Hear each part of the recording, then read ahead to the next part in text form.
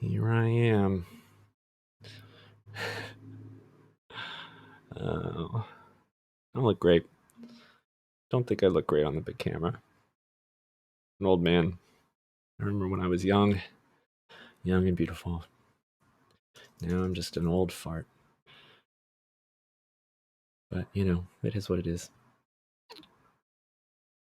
Maybe streams are at their most interesting when the person has no viewers and they're just talking to themselves.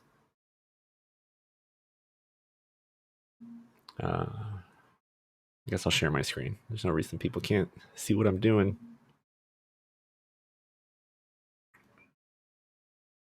All right. What's going on here to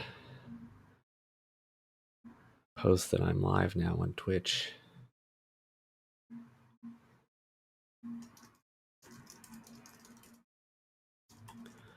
Hopefully the last night of watching this.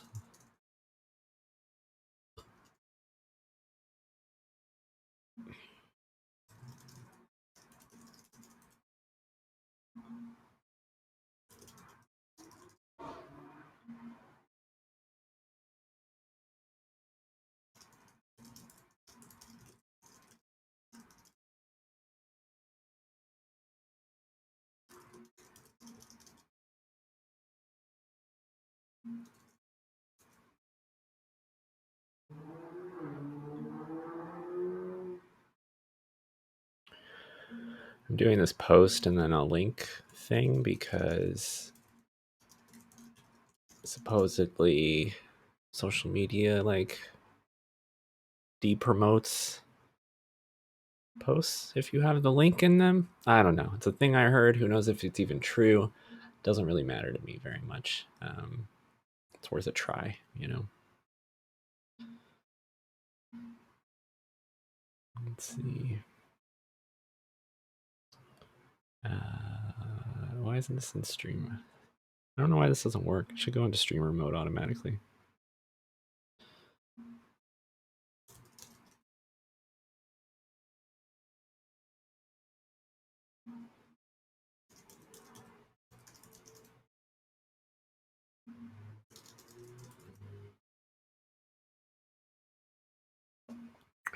Cool. All right.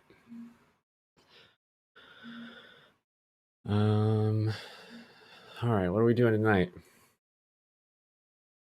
I'm gonna close most of this. All right. Got an email. Oops. Oh, Blackcraft Cold. Unexciting. I didn't mean to bring up my RSS feeds either. Close all that out. How's this doing? Let's go back to mining some more coal. Very important work happening over here.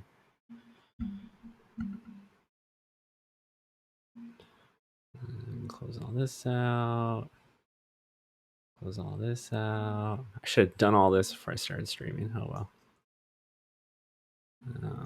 Exit.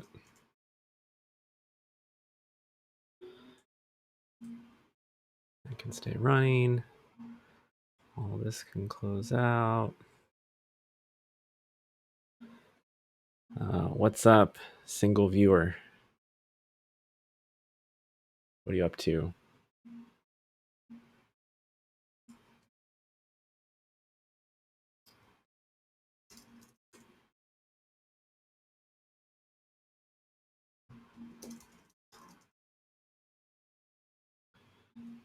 To my Laravel page.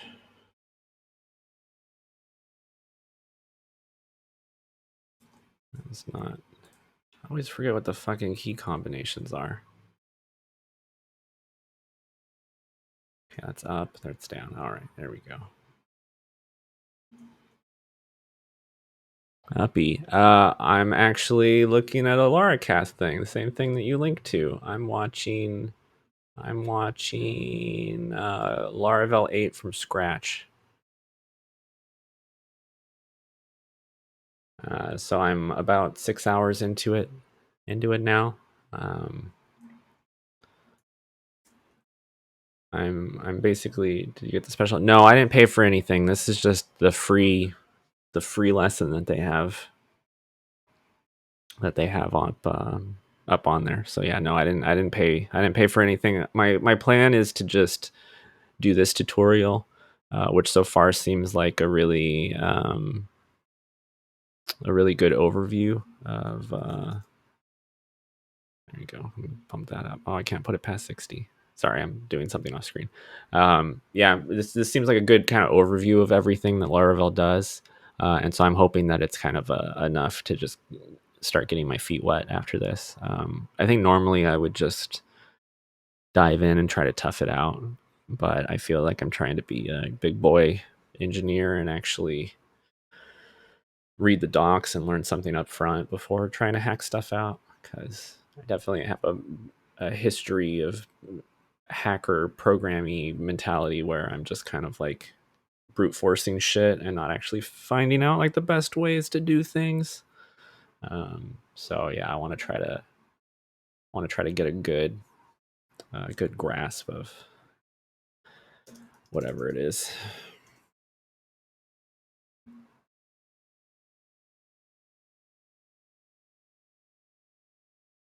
Yeah, exactly. Yeah, so now I'm trying to go into this with a different mentality. But it does make for a boring stream so far. It's just 9 hours of kind of me watching video and commenting on the video as I go along. So I do have some like code style issues. Yeah, thank you. Are you following me? You should follow me, sir. I mean, if you like what you see, I mean, and if you ever want me or my wife to ship that package to you,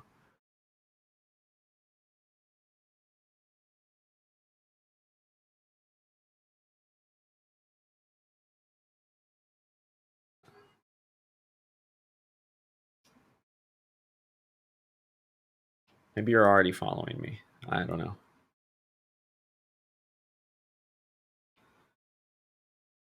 Okay. All right. Thank you. I appreciate that. I will go out there and tell my wife that she took responsibility, and now she's letting not just you down, but she's letting me down.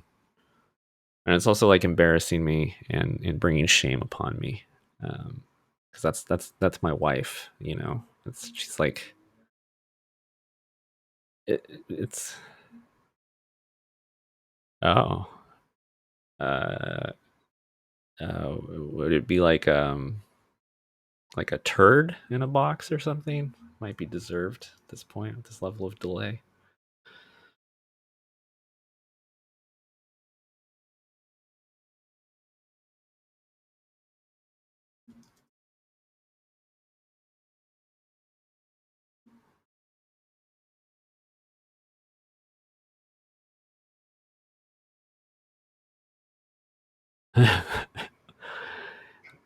Tim Tams all kind of look like a turd when they come out of the bag already. I think personally, I don't know.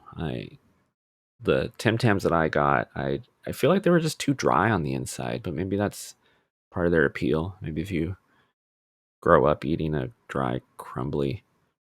Oh, okay. Um, so yeah, I've been playing. As far as what's been inspiring me is I've been playing this idle game called Melvor Idle, and it's basically just like an idle game, an idle version of every RPG mechanic. It's inspired by RuneScape, so it's like an idle MMO, like minus the MMO part because there's no multiplayer aspect to it, but it's just all the same shit, like you go and you chop down trees, but it's just idle versions. Like if I wanted to chop down this tree, well, now I'm chopping down this tree and I'll be getting wood and I could just leave it running forever. And I like it a lot. I'm not gonna lie, I like it.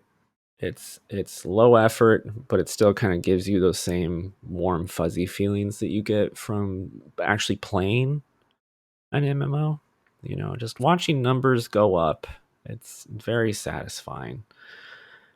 But so I was like, oh, this is interesting. It looks like a web app. And so I was like, oh, is it a web app? I didn't know at this point that it actually had a website version because I had the Steam version. But yeah, then I found that, oh, it's got a website. And if you view the source, you just see that um, it's using this PlayFab client. There was something in here that I saw that showed that it was using PHP. Well, I mean, no matter what, it's index.php. So it's using PHP, and it's not React, but it's using Tailwind. I think it's using Tailwind. It's using this one UI thing. One UI.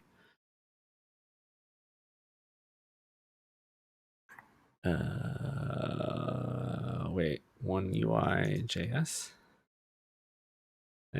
No, whatever. There we go.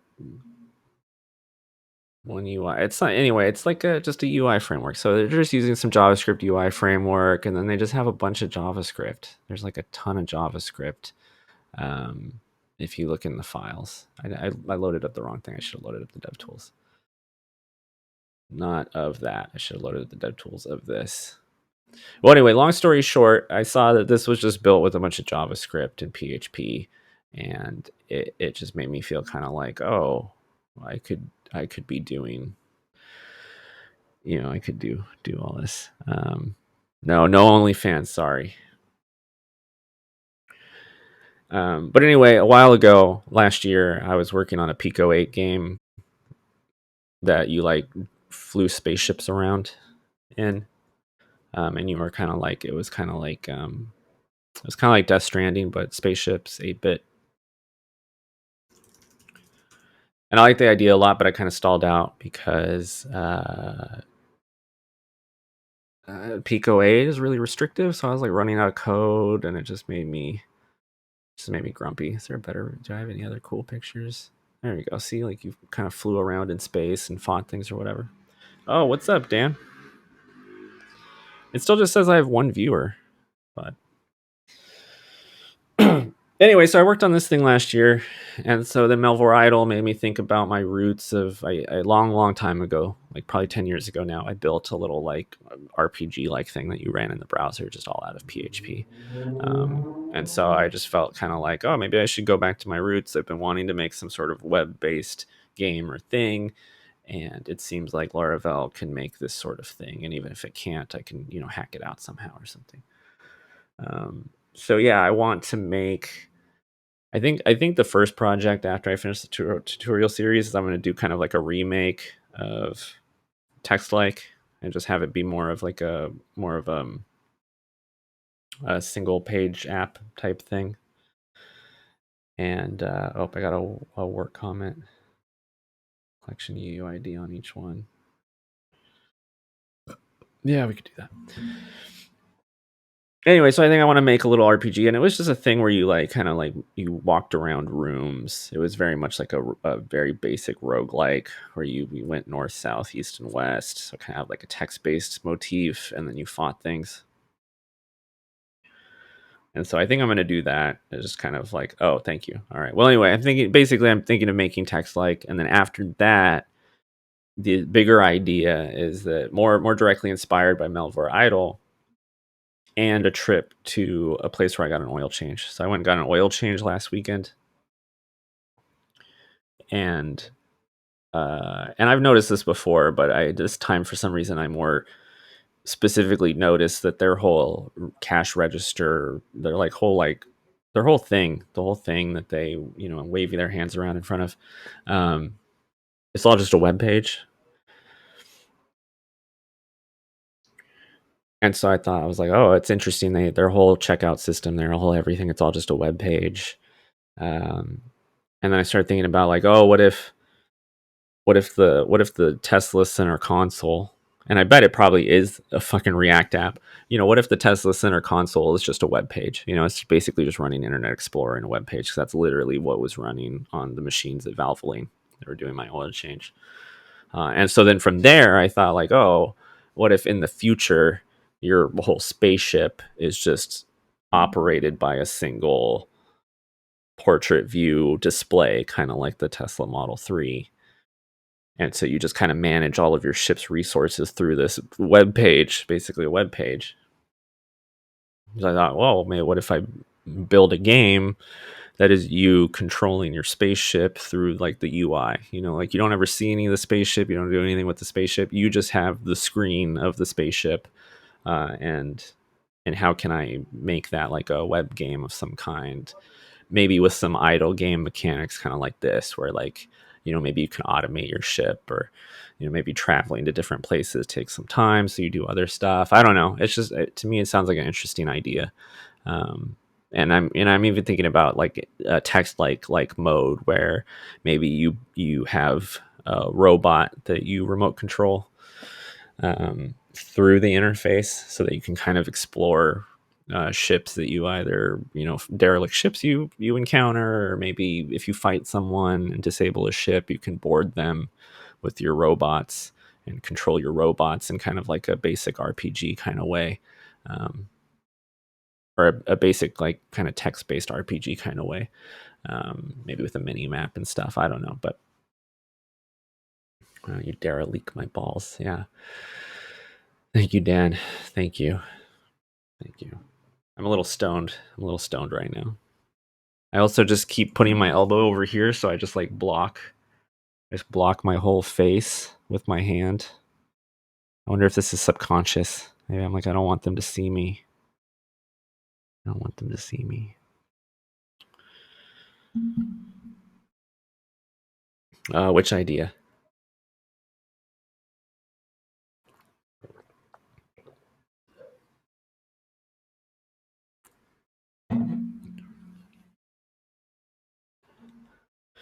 Oh yeah. Well, getting stoned's great. Everybody should do it. As Bob Dylan would say, everybody must get stoned. Wasn't that good? That was good, right? That was great. Everybody must get stoned. Not just a little stoned, though. Thank you. Thank you. Thank you. Me and Andy tried to do the David Bowie, doing your mom, but I'm very bad at it. She is not much better, but still better.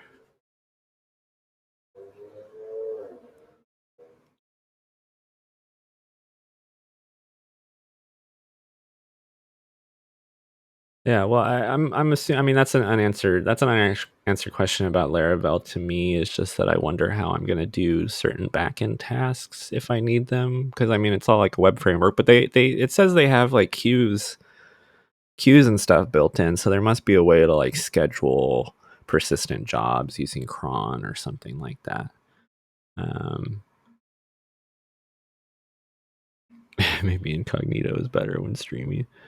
Uh, oh wow, thanks Uppy. That's pretty funny. That's a good point. I did actually read. Sorry, Uppy messaged me a screenshot of, of something that showed up in stream. Um,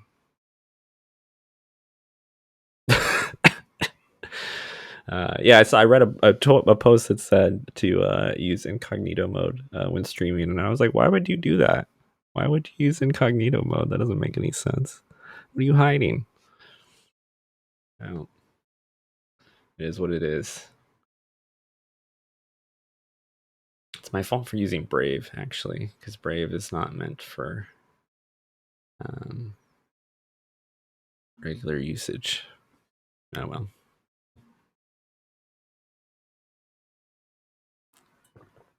All right. Well, anyway, if I don't get started, never get through this stupid tutorial. So here we go. Let me make sure. Oh damn it! I fucking started the stream up still connected to my work VPN. I guess it doesn't matter. I'm assuming the stream's running fine. It's using WireGuard, so it's real quick.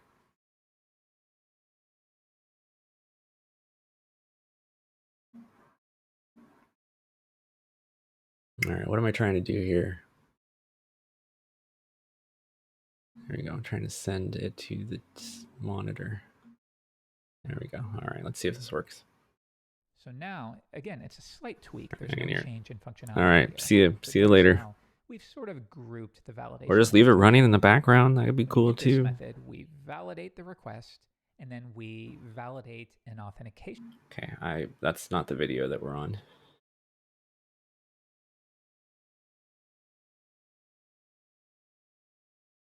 I think I've already done a lot of this.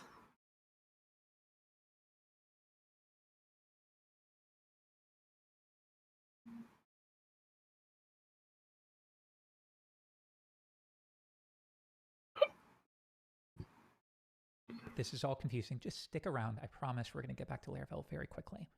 But notice if I were to change the flex direction to column, well, now let's see what we get. The image is on top, and mostly we get the same thing here. Just a few little differences that I think we can account for.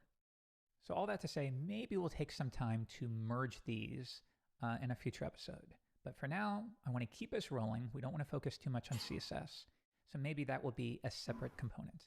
We'll call that post featured card. Because again, maybe in your project, the featured post is dramatically different than the others. So we do want to already did this. Allow post featured cards. So if I give this a full header here, so if I were to remove that, let's see. Yeah. And now, yeah, you could throw it into a component, even if you're only going to use it once. That can be useful. Or I'll show you another option, is to add a basic partial. I think all of it, almost all of it's Laravel related stuff. Like, I know right there he was saying, like, oh, we're worrying about CSS stuff right now. I'm sorry, we'll get back to Laravel. But it was like a split second. It wasn't anything major. You know, like all of this stuff is Laravel. Like Blade is a Laravel thing. Maybe it's a greater PHP thing that I don't know about, but I'm pretty sure it's like a part of, like, it's an original Laravel thing. Oh, god damn it. And now, yeah, you could throw it into a component, even if you're only going to use active. That just translates to a PHP include. Post header. All right. Refresh, and now it's back. But yeah, notice we're just slowly cleaning this up so it's not such an eyesore to take in all at once. So we're making some good progress. I think we're going to hit pause for now, and then in the next episode, we'll push on a little further.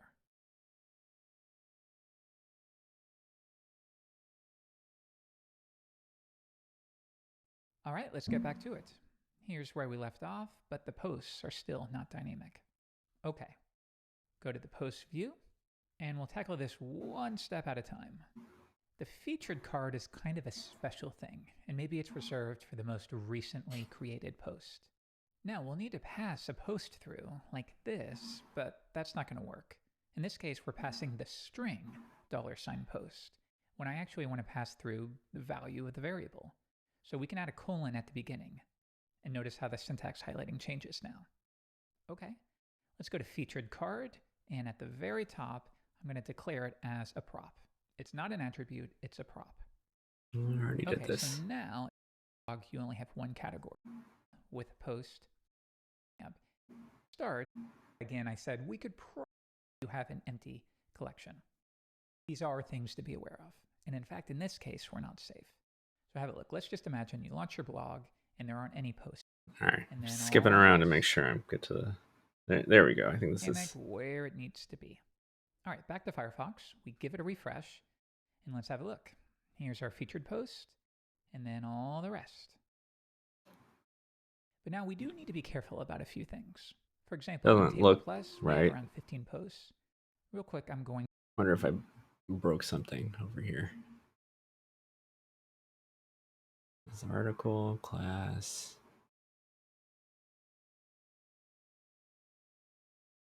LG Flex. I don't know. I'm not gonna worry about it. Who cares? To copy these as an SQL insert statement. And yeah, what if we only had one post to start with? Okay, well, I think it's going to break as soon as I refresh. Oh, no, it doesn't. Oh, that's interesting. So there's nothing to loop over. I was thinking that once we got over here, oh yeah, of course that wouldn't happen. Okay, so we are safe, but these are things to be aware of. And in fact, in this case, we're not safe. So have a look. Let's just imagine you launch your blog and there aren't any posts yet. That probably won't happen, but if you try it, you're going to get an error. And that's because you're trying to access the first post, but you have an empty collection. Okay, so some things we might do is say, well, if we have any posts, we can use the count method. Are there any items in this collection? If so, we're going to display them. Otherwise, maybe we have a little message. No posts yet. Please check back later. Push that to the center. Yeah. But if we do have posts, and I'll paste in that insert statement, now they come back. Okay, not too bad. So at this... Does he actually want me to do that? Now they come back. Okay, not too bad. I mean, I might as well. It's doing an else. P class text center. So, I wish I could make a funny joke about Web3, but the whole thing's just really upsetting. Today at the work lunch, someone was talking about. Someone was definitely taking the technology optimism side of the debate and was like, oh, like blockchain might have practical uses like decentralized social media where one company isn't in control of what everyone says and blah blah blah blah blah. And unfortunately the conversation shifted really quickly and I couldn't get involved because I just really wanted to point out that, like, yeah, it seems like a great idea to have a completely decentralized social media in which no one can moderate it in any way. Like that sounds like a fantastic problem, or even one that everyone can moderate. What if everyone can moderate it, and there was no centralized control over it? Well, that would also be terrible. Like, there's no non-terrible way to have a completely decentralized thing that no one has control over on the scale of the internet. Like, sure, if you've got a public park in a town, most people won't go there to just fucking ruin it. Some people will. But when you have a public park that hundreds of millions of people can use, the chances are that someone's going to go there just to fuck it up is just far greater. It's, even if it's just 0.5% of people, 0.5% of someone in a town will go to the park and fuck it up, set it on fire. 0.5% of tens of millions of people is still several thousand people. So that's why, if anybody was ever like, oh, decentralization's great and moderation's not needed, I feel like I would just say that, like, yeah. Well, the blockchain is, I mean, the whole the point of the blockchain is that, like, nothing can be deleted. So, like, sure, you can like reverse stuff and hide stuff, but if someone posts child porn in the blockchain, it takes some effort to erase it. You can erase it, as far as I understand it. There's a way, like, if enough people agree that the child porn has been erased, then it can be erased. I think that's how it works. But still, just doesn't seem like, yeah. The people are like, oh, not, social media shouldn't be controlled by Facebook, and it's like, well, it's got to be controlled by somebody. Someone's got to control it. I had a better thought there, and I lost it halfway through. Oh, well, not that somebody's got to control it, but just that, like,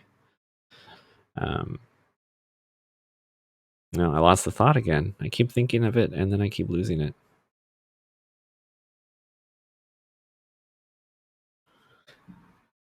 Well, let's do it.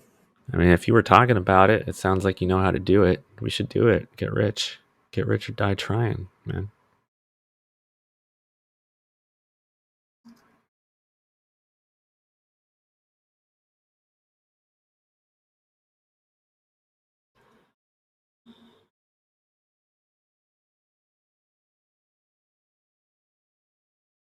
Yeah. Yeah, that's true. Oh well, let's burn it all down. So at this point, I can get rid of all of this. And, well, actually, there is one thing. I'm going to have to go back. Sorry, I wasted your time. I still want to show you one more thing. Let's say there's only one post here. It is true, nothing broke, but if we scroll down into the main section, you'll see it does render a grid that has no children in it. It's not a huge deal. You know, we could hide it if there are no children, but let's just not render it in the first place. So in those cases, yeah, at this point we might want to say, yeah, I guess we'd have to do another one, huh? If post count is greater than 1, then we will continue on. So that should deal with the fact. Yeah, again, it's not a big deal, but now we no longer render that div, that grid, if we don't need to.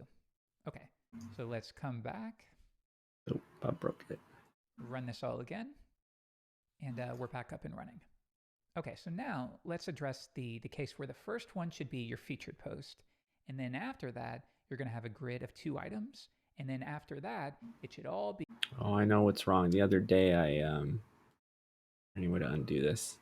I overwrote the postcard blade code with the post feature card code. So let me see if I can fix this again.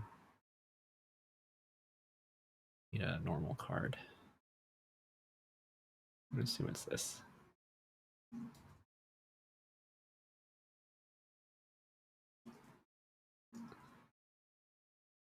There we go. That looks better. I just need to get the actual stuff in it.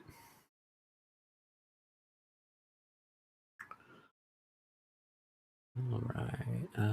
Let's see. I need to get the category name. Erase the second category. Get the category link. So how was your day, Dan? Did you have a fun day working?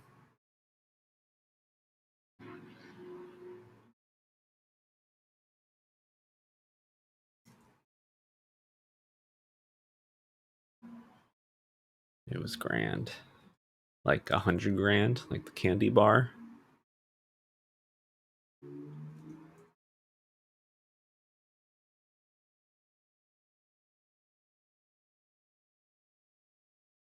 Headboard delivered. What do you need that for?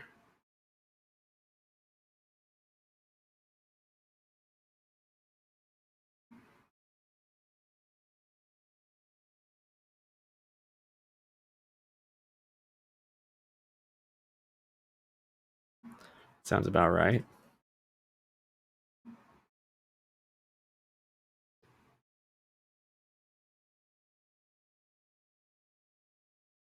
Oh.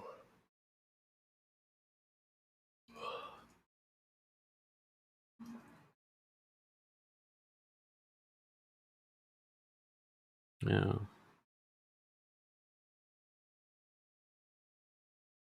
Well, that's exciting. I'm happy for you. Very happy. grids of 3 items. Let's zoom out a little ways and then have a look at our main grid here. So where is it? Right there. Yeah, right now we have it set to a grid of 2 items. And a little tip in Firefox, you can click on this little button right here and it'll pop up the grid lines and track as you see there. And we want 2 columns. How's your React studies going? You know, have you learned anything exciting in React? You've I'm assuming you've done tic-tac-toe already, right? That's the basic.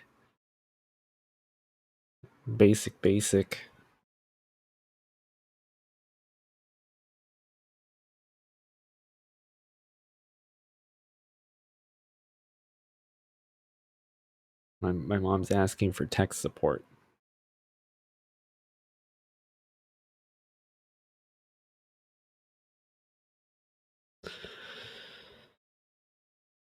You can't watch me and study React at the same time. You don't have to actively watch me. You just have to leave me on in the background. You know, talking over your React stuff.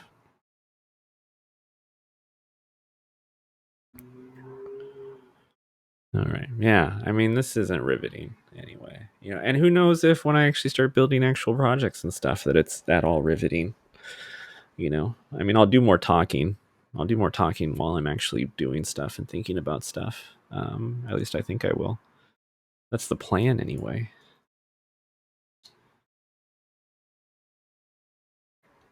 And then when that doesn't work out, I can start doing ASMR. I'll just do ASMR streams. I'll just talk really quietly into the microphone. Yeah. Yeah, I'm hoping that that's interesting. I'm hoping that that's interesting. I mean, that's pretty much what I figure will be interesting. Will just be, you know, seeing how the sausage gets made. I feel like there's too much stuff out there on the internet about like, well, I'm not gonna say it's the internet's problem, but I'm gonna say that, you know, people think, wow, I'm not good at talking tonight. Not good at talking tonight. But people become very intimidated about programming because, you know, programming is often just the experience of failure. It's just repeatedly failing over and over again until something happens, until the right thing happens. You know, and sure, there's people who know what they're doing and get it right off the bat, but that's probably not the case. So I think it. I'm sure other people have had the thought, but I feel like it would be valuable for other people to watch a programmer kind of struggle through things.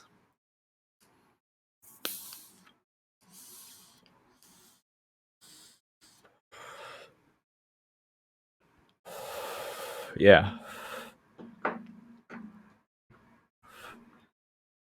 Yeah.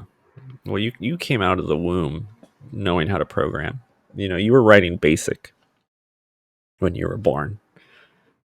Like you didn't get slapped on the butt and cry.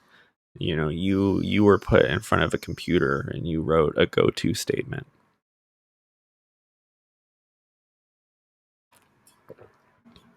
That's how they knew you were healthy. Now, if I were to set it to, how about 6 columns? Now you have a grid of 6 columns. And because we haven't specified a width on the children, it's going to fit all of them within there. Now, one thing we could do here is we could add a span. So for example, if I That's a better joke than the one I made. Grid column span 2. So we're going to span 2 columns there, or 3, or 4, or 5. And notice we can tweak only the ones we want. So maybe we just say the first 2 articles should be a little bit larger. So if we have a grid of 6 columns, the first 2 should be 3 each. So that one would be 3, and that one will span 3 as well. Yeah, so that would be right. And then the remainder, we would just set a span of 2 each. Okay, let's see if we can make that work. Now I'll show you a trick. Sometimes you want to pass in standard HTML elements. So to make this one clear, let's make it background of red or something like that. And we basically want that to be merged in with the root tag here. But it doesn't work out of the box. So if I give it a refresh, you won't see that anymore. I don't know why you would think that would work. When you're working with Blade components, you'll have access to an attributes variable. This will contain all HTML attributes, so not the props specifically. And in fact, I forgot to put this. Props. Wow, way to go, bro. This is a prop. It's not an attribute, so we wanted to clear it at the top. But then I could do things like this, where I say, give me all of the attributes that are passed in, but I do want to merge in these initial ones that I have here. So my class will be all of these here. Like that. So now any attribute you pass to our new postcard component will be merged in right here. Have a look. If I come back to Firefox and give this a refresh, now they are reflecting that red color. Okay, hold on a second. Hold on a second, guy. Like that.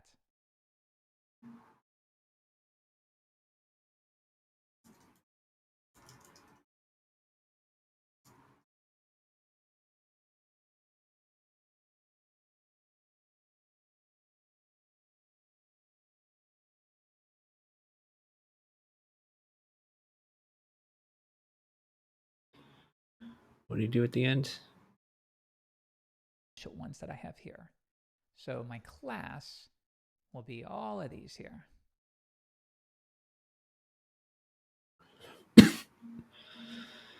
And bracket and parentheses. Does that still work? Nope.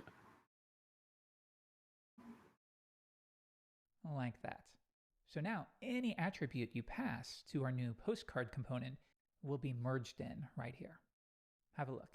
If I come back to Firefox and give this a refresh. Okay, well, I broke it.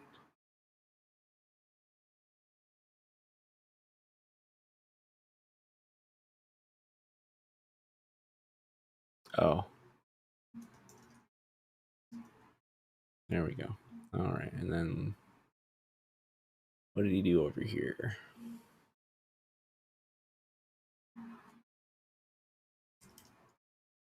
Is that what he did?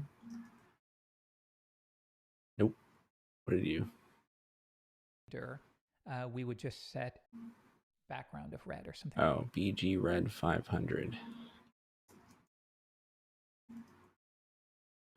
Magic. That's kind of cool. That's pretty cool, I guess. Like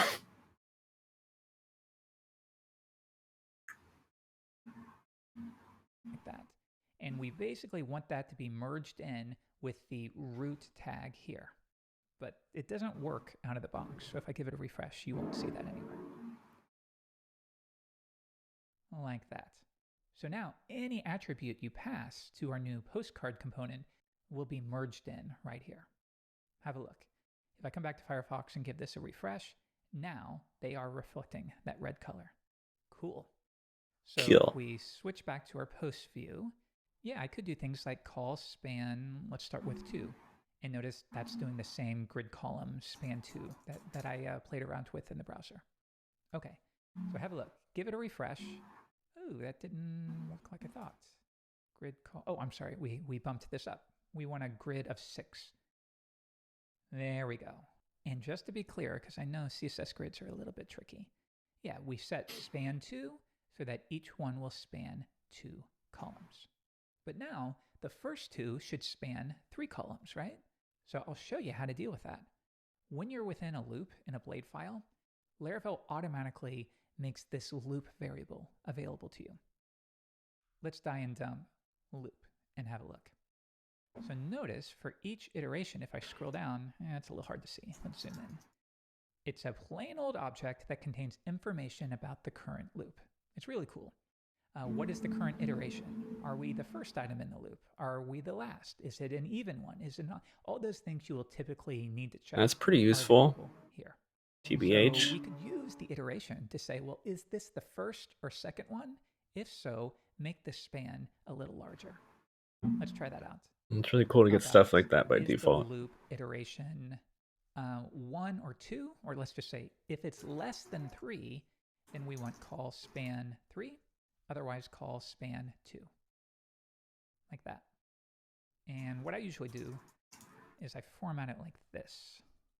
Okay, come back to Firefox, cross your fingers, and let's have a look.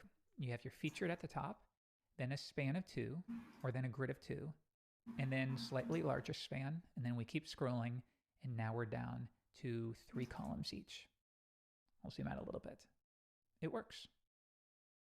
And at least on the PHP and Laravel side, it ends up being super easy. It's mostly the CSS grid work that can be a little confusing if you don't work with it every day. So now let's take it even one step further. I could imagine on a blog having multiple areas where you want to display this grid. So if that's the case, why don't we make this reusable by extracting all of this to its own component? Maybe something like X post grid, maybe something like that. And then you would pass through all of your posts, and it would take care of the rest. Okay, let's go ahead and create that. Now, a little tip, if you use PHP Storm and one of the Laravel plugins, I can select here and create the file automatically. It's just a shortcut for quickly adding to your components. That's cool. PHP Storm costs like $80 a year though, so not gonna jump on that right away. Unless there's a create. Yeah, let's see. Is there a extension? Create blade component. Laravel blade snippets, Laravel blade syntax highlighting. I'll install that. Snippets.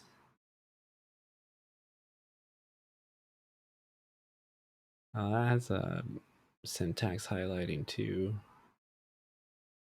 That's nifty. Blade spacer, blade formatter, beautify blade. Okay, I guess. No create blade component thing. But I did get this beautify blade thing. Hopefully it works with my current shiz. Select here and create the file automatically. It's just a shortcut. Make sure I put it in the right place. Posts a grid blade PHP.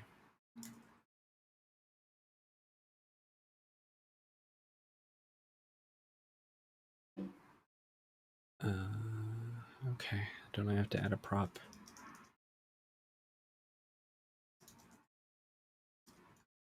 Does it work? Nope, don't know what I'm doing.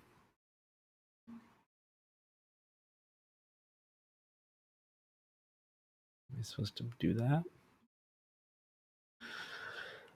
Oh, it's gonna be a... Oh, I have to put it in parentheses.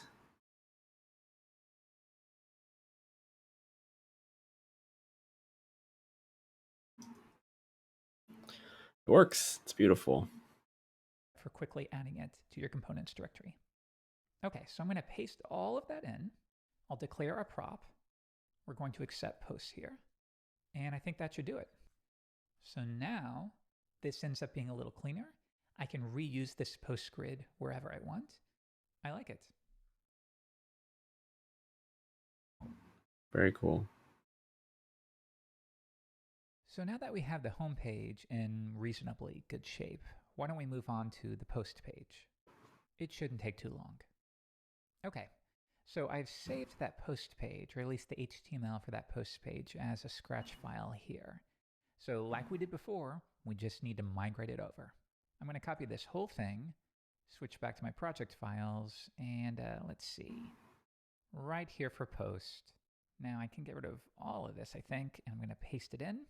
And then, of course, get rid of everything that is layout related. So all of this stuff right here, give it a reformat. Okay, I'm not sure. Let's come back and see how that looks. Oh, okay. So it looks like I've still doubled up on the navigation bar. Yeah, that should go 2. How are we looking? Yeah. There's the home page. Here's a post page. Okay. Next, like we did before, we need to bring back our images. So I'm going to grab all occurrences of that path and bring it back to /images. Okay, refresh.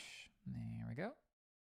Now, the text here is still hard-coded, so let's just go ahead and migrate that over. Published. What do we have here? Post. Okay, hold on a second.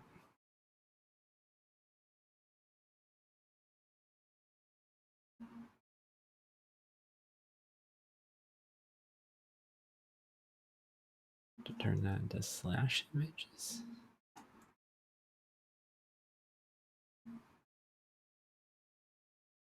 Oh, and I need to go in here into my layout.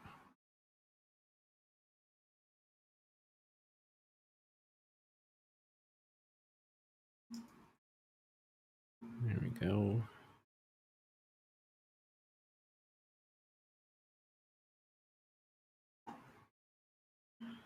Any other places I have images?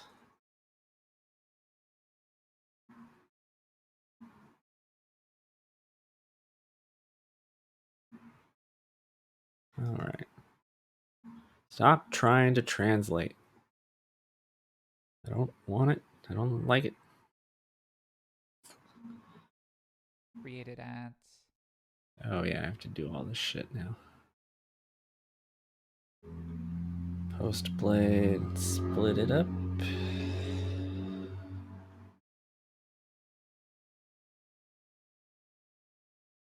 Right. published 1 day ago. All right. Yeah, no problem. Thank you. I appreciate that. Yeah, it's definitely the most boring part of all of this.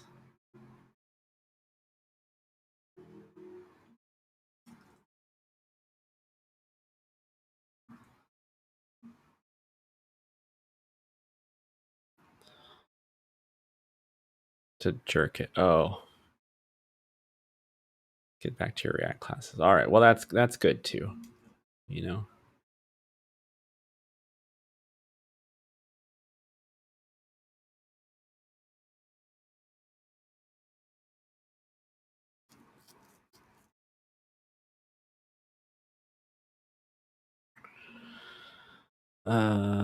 Okay, what am I doing? Oh, post content.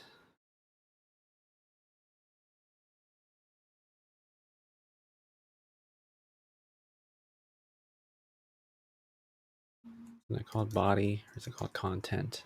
Where's my model? Body. Okay, it's body. Is that it?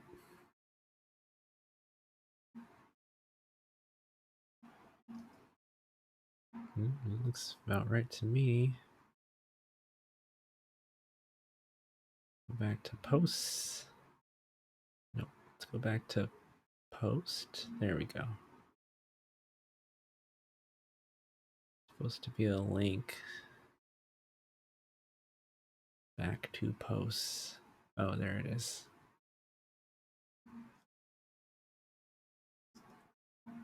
Back home. There we go.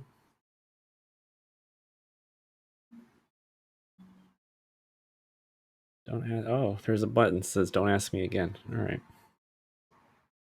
For humans, like you learned about, I think, in the last episode. So notice before it was 1 day ago, but after, now that it's dynamic, it's actually a week ago. Okay, let's keep going.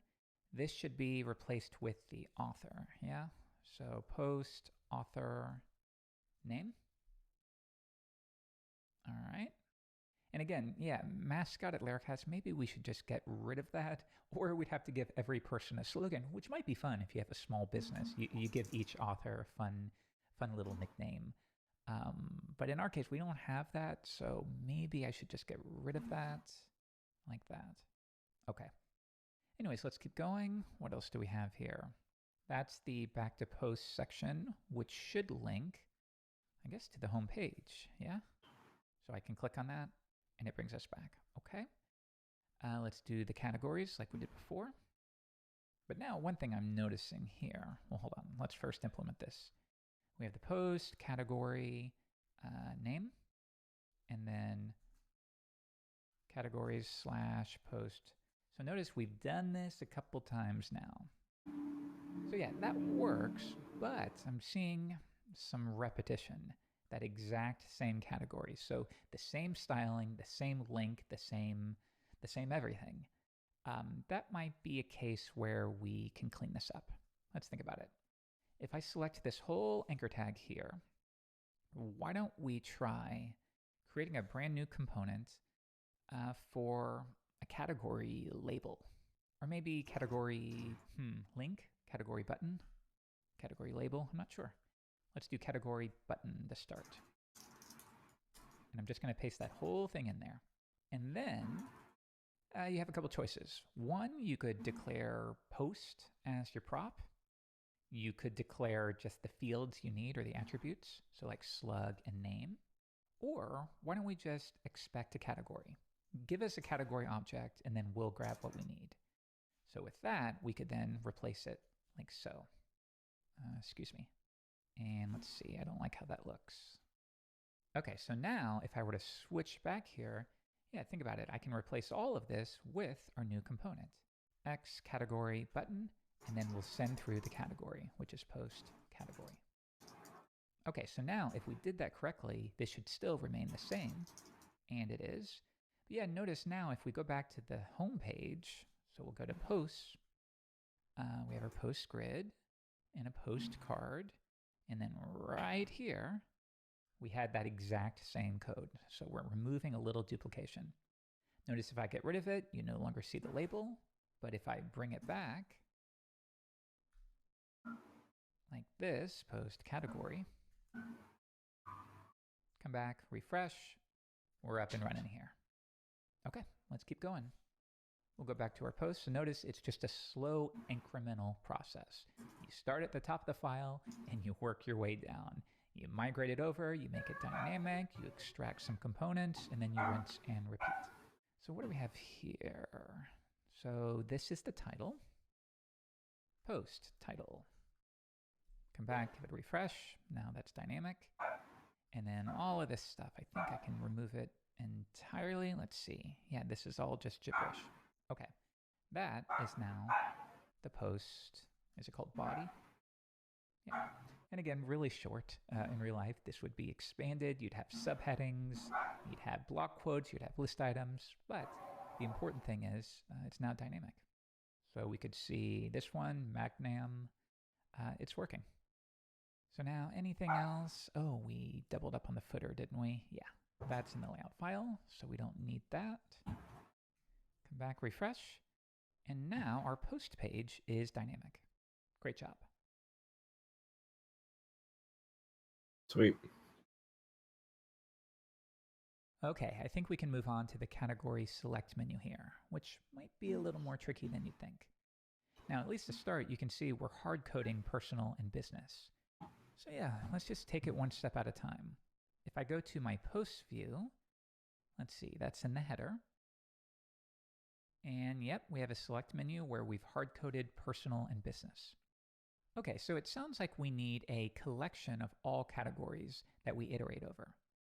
So yeah, I mean, if we were to take this approach, I could surround this with a for each statement and say something like for each categories as category.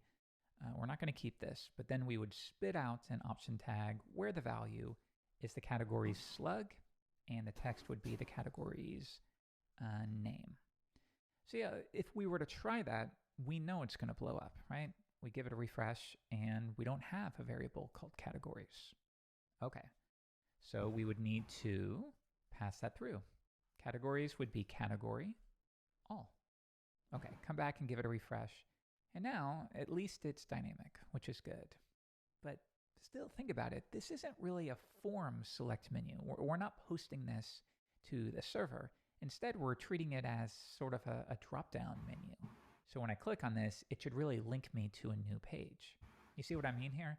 A select menu maybe isn't overly appropriate here. I mean, you could make it work. You could do things like this where you say, we're not going to do it, but you would basically listen for a change event on the select menu. And then you say, when it changes, figure out which option is selected, get that value, and then using JavaScript, set the location equal to categories slash, and then the category that was selected. So you can make it work, but it doesn't change the fact that it's not necessarily appropriate.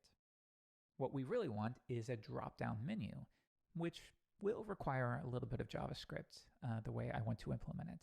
So why don't we work on this together? And if you don't like JavaScript, just come along for the ride, and I promise we'll get back to Laravel as soon as I can. But it is something we need. Okay, so let's just chart this out how we want. We're going to have some kind of div to represent our drop-down menu. And then we're probably going to have... How much of this do I want to do? We'll call it categories.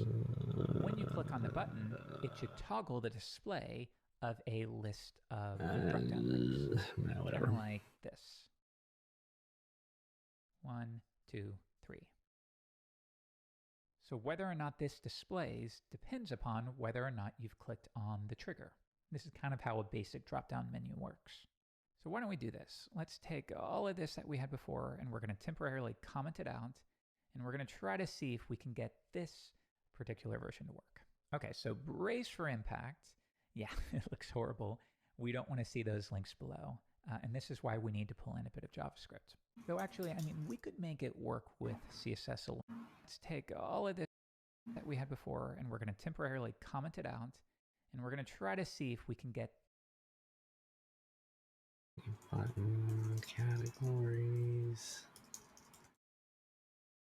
Div.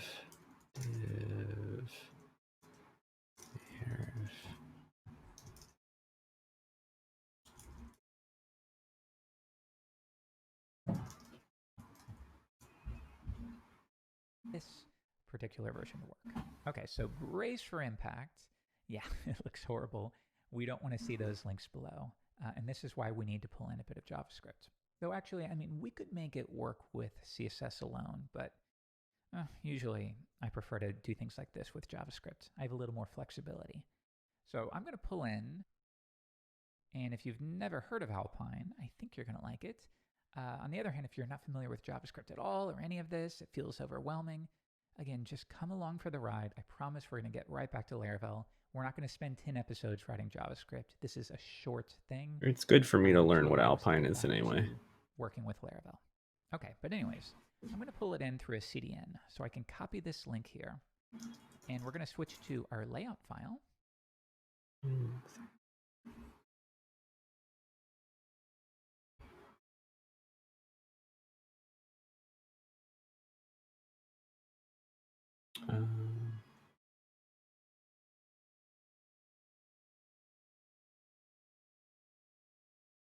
What was he copying from earlier? Oh, it was on the Alpine.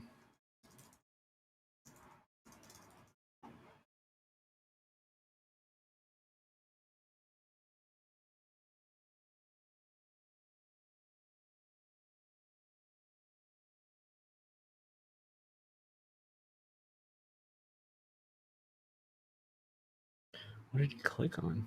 On the other hand, if you're not familiar with JavaScript at all or any of this, it feels overwhelming. Again, just come along for the ride. I promise we're going to get right back to Laravel. We're not going to spend 10 episodes writing JavaScript. This is a short thing to allow us to get back to working with Laravel. Okay, but anyways, I'm going to pull it in through a CDN. So I can copy this link here. Install, huh?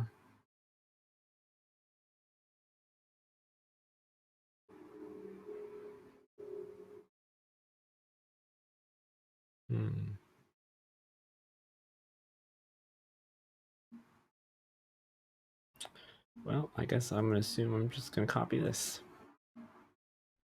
And we're going to switch to our layout file. And I'm going to paste it right up here at the top. How about right there? Okay, so now check this out. If we go back to our post view, all I have to do, I'm sorry, it's in the header. All we have to do to create an Alpine component is to add this attribute here, xData. Now, I can pass to this an object that you can think of sort of like the single source of truth for this component. So for a dropdown, I need to know whether or not we are showing the dropdown. By default, we should not show these links. So I set it to false. Next, I can bind the display of this div to that Boolean, like this. xShow if this property is truthy.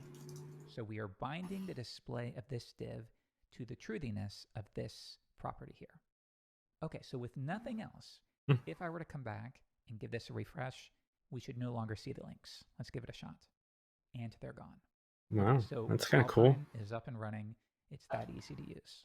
You can even add little click events, like, what about right here on the button?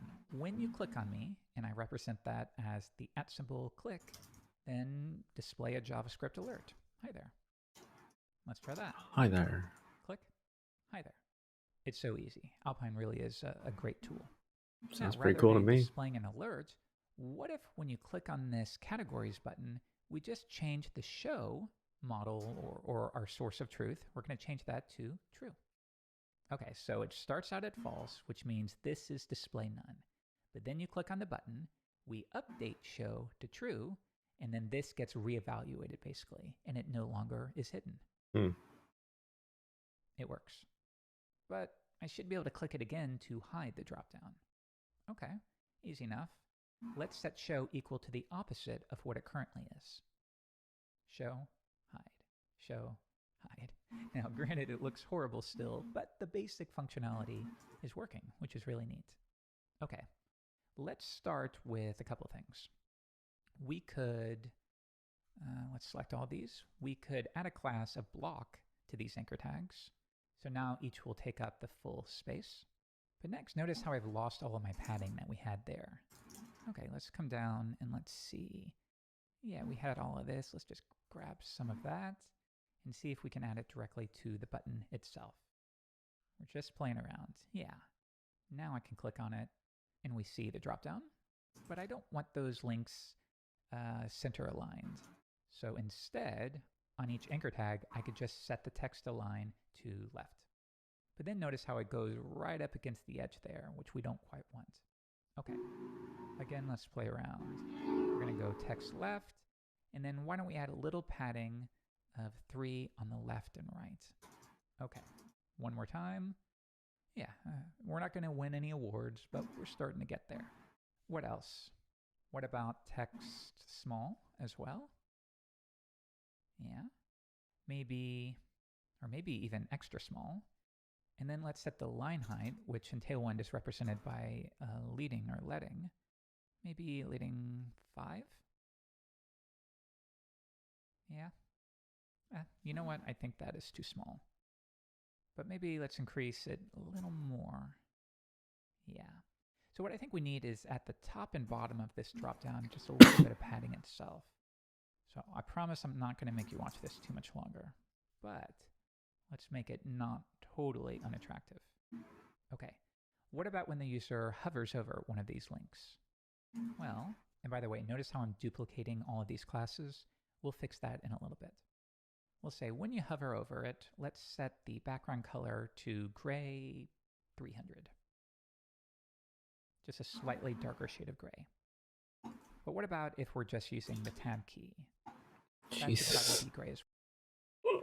Just a slight shading all of these classes. It is moving we'll fast. Fix that in a little bit. We'll say when you hover over it, let's set the background color to PG gray, PG.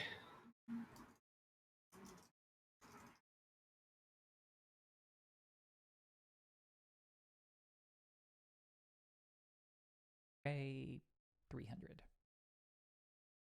Just a slightly darker shade of gray. But what about if we're just using the tab key? That should probably be gray as well. So I can say when you focus, also set it to 300. Okay, so now if I hit the tab key here, you'll see that works as well, or shift tab. Okay, so think about it. Now I can click on one of these links and it'll take me wherever I want to go. That's great. Oh, but actually notice that real quick. When I open the dropdown, it pushes everything below. And that's because this dropdown is relatively positioned, and we don't want that. So why don't we set that right down here? Absolute. Position, absolute. Okay, so now notice when I click on it, it doesn't push everything down, which but we it breaks. Don't want. Okay, but now, yeah, we do have to return a few things at this point. We no longer have a background color. So, where is it? Right here. Yeah, we could bring back background gray of 100. We could set width to full, take up 100% of the available space. We could add a little margin on the top just to push it down. We could also make it rounded, like the button itself. So again, we have lots of options here. I'm going to copy all of that. Oh. And was that it? Give it a refresh. Was that it? Okay, write the code into Chrome and then copy it out.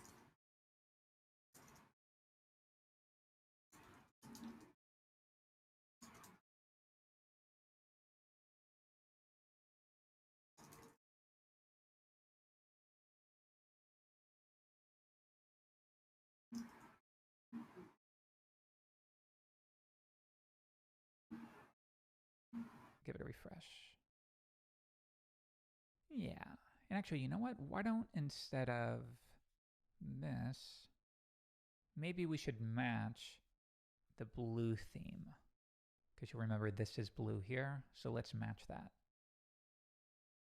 Yeah, and maybe while we're at it, we'll set the text to white too in the process. So yeah, notice how we're getting a little repetition here, which I don't want to do for every drop-down link. This is a prime candidate for extracting a component. And I'll show you how to do that. Okay, anyways, that does the trick. Now, we do have one issue here. Notice if, let's see, yeah, if this were just a few letters, you'll see the width is based upon the width of the content there, but then that sort of messes up what we have down here. Even if I had a longer link, come back and give it a refresh, yeah, this isn't what we want. So we have a couple ways to fix this. First, we could set a hard-coded width, like width of, I don't know, width 32, 8 rems. Is that way too much? Oh, no, that's not going to work because we've already set width full. So we get rid of that. There we go. That would be an option. But we also might want to set a larger width on this wrapper here itself. So if we took that approach, let's see. What if we did it here? Yeah, that would be an option. And then if you took that approach, yeah, this could potentially down here go back to being a full width, or you make it as large as you need it to be. I think this might be fine for our needs. Okay. Next, notice how our spacing is messed up here, and that's because we have padding right of 9. That's when we had that arrow before. So you'll see it wants to be centered, so we would have to set it back to the left like we had there. Okay, let's be specific about that. Text left. Okay, but next notice if I scroll a little bit, the drop-down actually goes below some of the content here. So let's make sure that our drop-down itself has a high Z index. We'll do something like Z50. Okay, now that won't happen. So give it a refresh, and that's looking good. A few more things, though. Notice if I give it a refresh a few times, you'll see a little flash of the drop-down before the JavaScript kicks in. We should probably fix that, and an easy way to do that is to hardcode display none. This means no matter what, I don't want to see it, but then once the JavaScript kicks in, this will effectively be removed once Alpine kicks in. Okay, so now notice if I give it a bunch of refreshes, I no longer see that flash of the drop-down menu. All right, so we're making decent progress. I'm going a little fast only because there's a lot to cover, but it's working. So now we still need the arrow here. And I can grab that here. Or something like this could even be extracted into its own blade component. You could use a standard icon font. You have a lot of choices here. Why don't we put this as part of the button itself? So something like this. Just give me a moment. I'll paste all of that in, and let's see what we get. Refresh. That gets pushed down below. Okay. It sounds like the button itself needs to have a display of maybe flex, or how about inline flex? Yeah, there we go. That's what we want. And notice that gets lined up. So I can click on it, and it works. Okay, so on our button, yeah, it's just a trial and error thing, inline flex. Okay, but what about on a mobile? Let's see. Now, it looks like... so this is going to be clickable if I select it right here where you see the outline, but anywhere else where it should also be clickable, it's not working. Okay, we need to fix that real quick on mobile. Let's have a look. On my button, notice real quick, if I set a background color of red, yeah, that area alone will work, but nowhere else. Okay, let's see. Can we set width 100%? Let's see, why wouldn't that work? Let's go to the parent, because we have a display of flex there. So in that case, could I instead just say flex 1, flex to fill the space? Oh no, because we added a wrapping div, of course. Let's think about this. Because we've added this div, I'm wondering if I even need flexbox. Maybe that's from the former design. So if I got rid of that, and then on the button itself, look, remember when we hard-coded a width? Let's only apply that width for a large device. And then, inline flex, that might be the same thing. So maybe like flex for mobile, but inline flex. Yeah, so that pushes that over there. And then, these are all the things you have to deal with when you do front-end work. Yeah, so now the whole thing is... I don't care about this part. Let's see if that's right. Let's come back. We're kind of doing this quickly, so I might be making mistakes. But with any luck, I think that will fix it. And, oh yeah, we forgot to get rid of all of that. Okay, so let's see. That fixes the issue. On desktop, oh, okay. Now we're seeing why that was there. So this is only needed for large devices. Let's try that. Yeah, that works, but then on mobile, it should work as well, and it does. So what else? Maybe just a couple other things. If I click on the drop-down menu, I see them, but I have to click it again to make it go away. And if I just instead want to click over here or something, that's not going to work. So luckily, again, Alpine makes this so easy. I could just say, well, add a click event listener for anything that's not this div. So if you click away, then set show to false. It's so easy and intuitive. Click it, click away, and now it's gone. All right, so you have a basic functioning dropdown. There's obviously way more we can do. That's beyond the scope of a very quick tutorial, but it gets the job done. So we're going to make this dynamic, and then in the next episode, I'll show you how to extract this into a dedicated dropdown blade component. But for now, yeah, let's do the dynamic part. So all of this can now leave. Oh, man. And then I'm going to wrap all of this within a for each statement. For each, right. I'm gonna start skipping around. It's next part. Within an anchor tag. Welcome back. Let's now extract that dropdown component. So the first step is in my components directory. Let's go ahead and create a new one here called dropdown. Okay. Next, we can go into, here's what we were working on in the last episode. This whole thing right here. Okay, let's move it all, and then we'll bring back whatever we need to and replace it with X dropdown. So we'll spit that out here, give it a reformat, and yeah, let's get started. So to begin, this would be the trigger. So we're just sort of outlining each section. This is the trigger. This is the drop-down links, like so. Okay, so as you can imagine, we don't want to hard code any of this.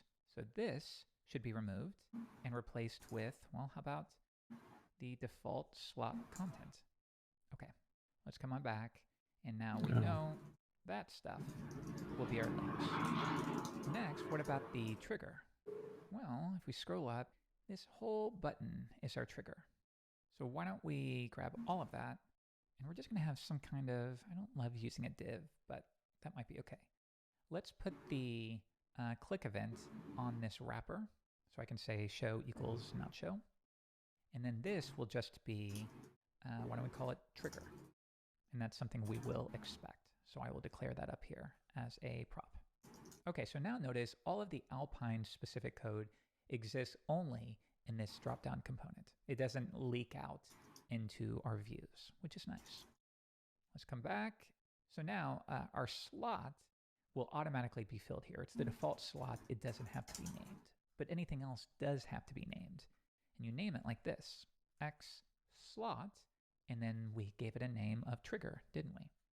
Okay, so now we're saying whatever goes within this tag, the trigger exists only in this structure. Oh, okay, I see. He got rid of...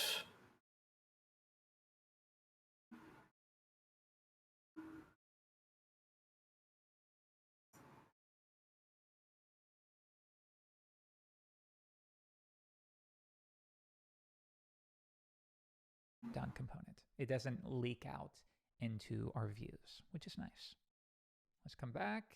So now our slot will automatically be filled here. It's the default slot. It doesn't have to be named, but anything else. Okay, so I copied, what, too much stuff out?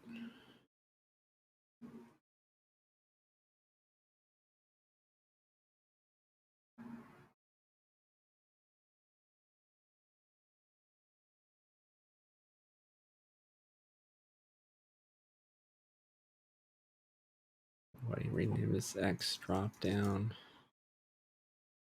This is int X drop down.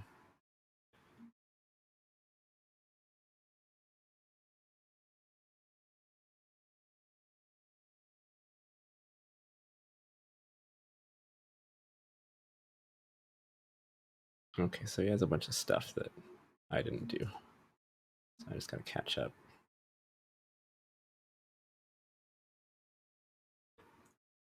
So he made an all.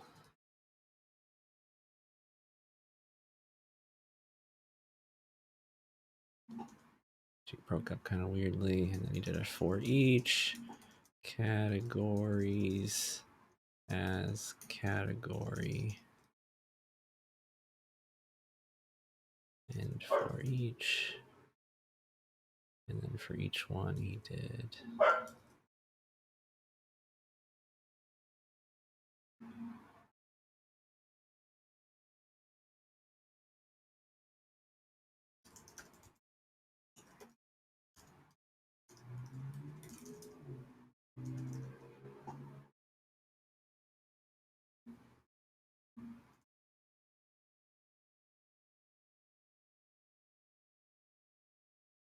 Now, where am I getting the categories from?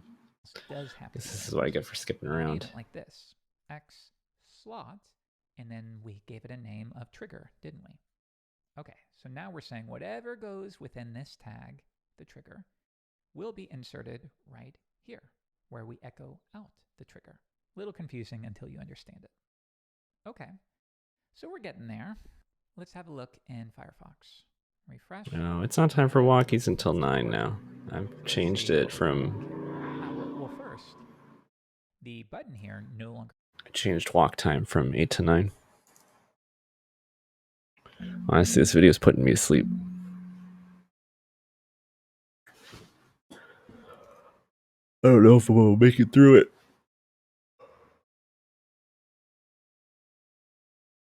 Oh, man. Should I play Halo? I can't play Halo on my Mac.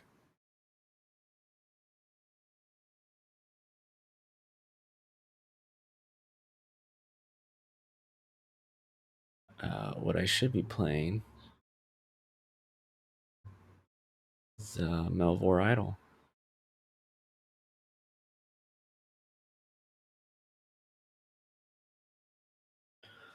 I don't want to play Halo right now, all right?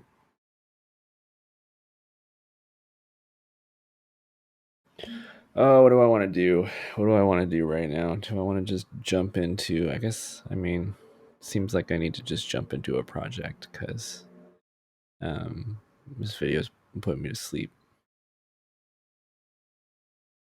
Putting me to sleep.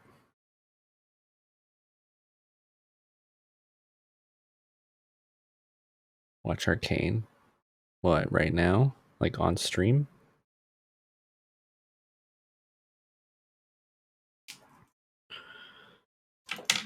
Need to liven up.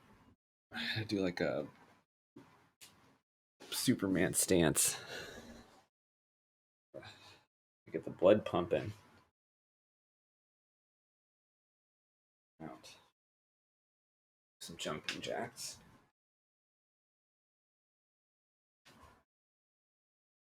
Hey, for 30 bits, I'll do some squats with my pants off. I don't know how much 30 bits is. It's probably like 20 cents or something.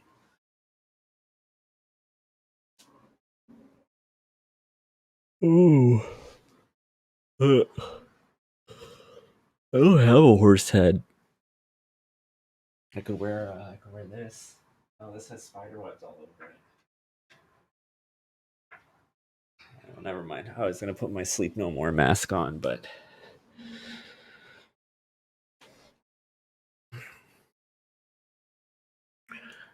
okay, all right. So I mean, officially for at least tonight, I'm gonna say screw this.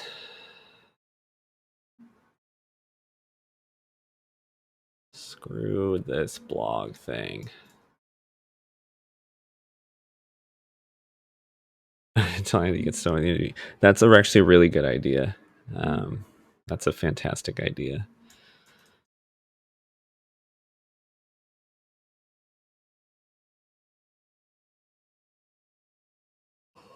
Oh man. Oh, I was sleeping, boy.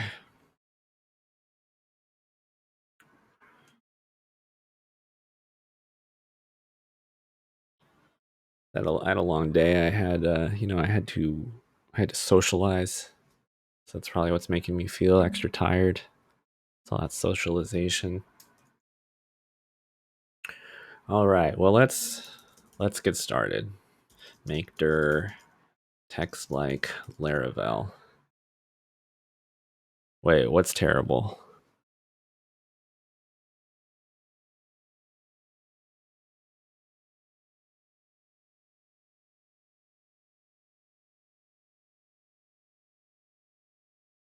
Oh. Oh, I mean, yeah, socializing sucks. I don't know. You could vote. Should I start text like Laravel, or should I build an internet time menu bar app for Mac OS, or should I save that for a future stream?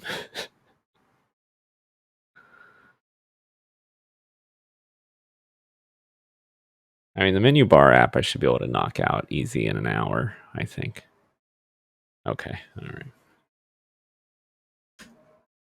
Nope, already did it wrong.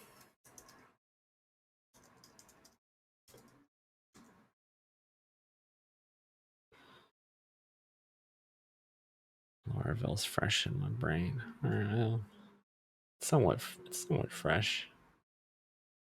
All right, anyway. Laravel. Nope, I don't want to go to library. All right, so step one. Oh, shit. Holy crap. Curl s https Laravel build slash hexlight. I'm just gonna do RPG Laravel bash. Pipe it to bash.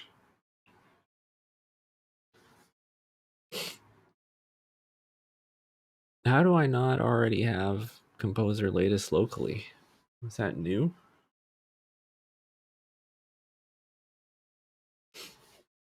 All right, yeah. So this is getting all the Laravel shit set up.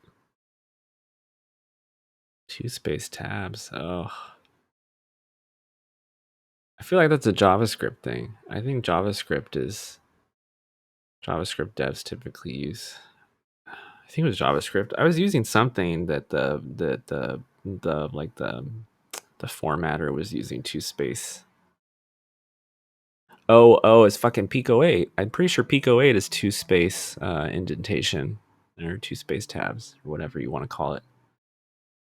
Yeah, I had to keep fucking setting my VS Code to do 2 spaces. It was annoying. It was very annoying.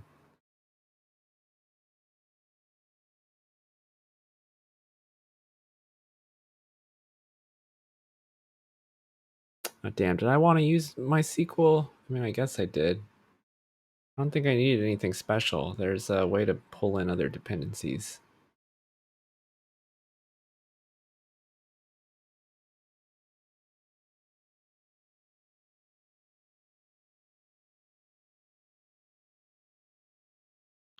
My fucking Firebase, fuck that shit. No, if I'm gonna push one of these things into production, I think I'm gonna use Laravel Forge, which is supposed to kind of automate setting up DigitalOcean or AWS to host your shit.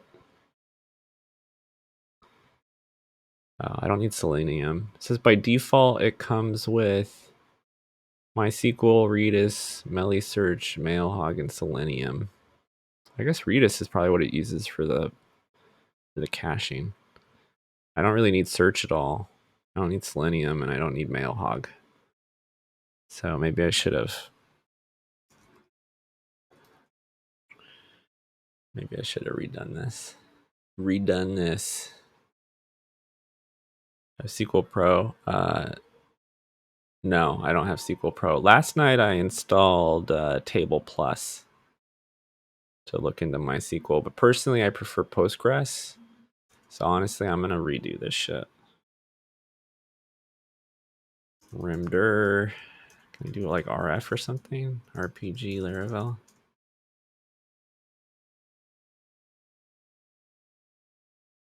course. Okay. Rimdir RPG Laravel. You know what? Sometimes doing stuff from the terminal, it's not worth the trouble. I'll go in here and delete this. There you go. Get out of here. Thank you. All right, let's do this again. This time we're gonna get PG SQL, Redis, and yeah, I think will I ever need to send emails? I don't think so. I think I just need a database, and I probably don't even need Redis for this, to be honest. I don't need Redis, to be honest. Hilarious. Yeah, of course. What am I going to send in an email? Oh, I don't, I don't need that shit. I don't think email verification is in Laravel Breeze either, but I'm not totally sure.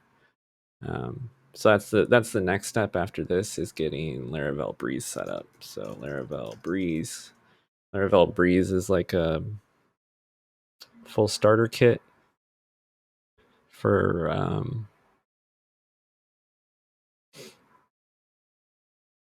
authentication.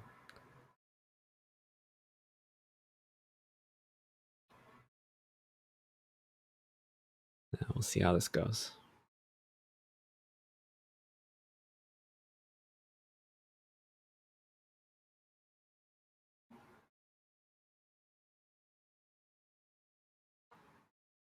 It's hilarious.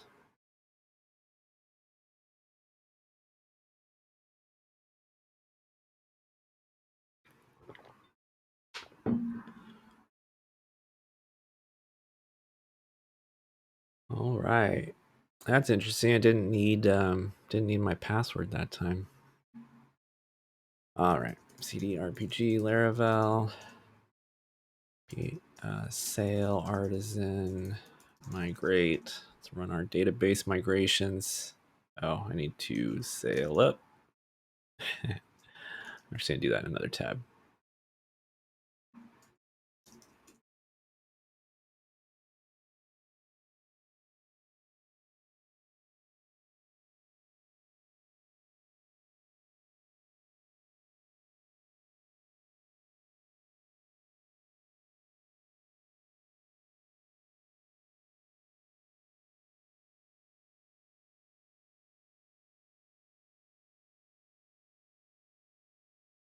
It's taking a while. Must be a new version of Ubuntu.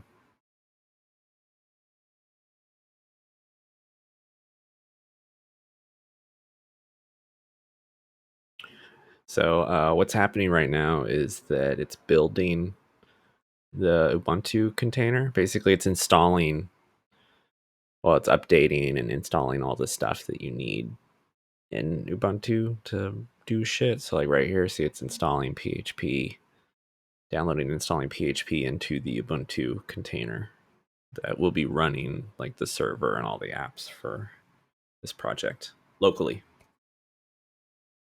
I do have PHP installed locally, but I don't have MySQL or Postgres or anything like that installed locally.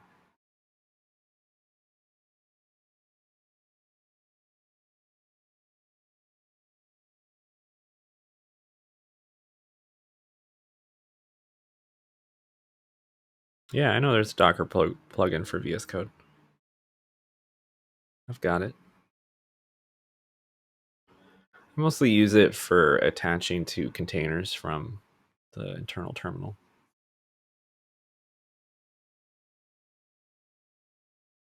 which I don't really do very much anymore anyway, unless I want to play with the Python command line.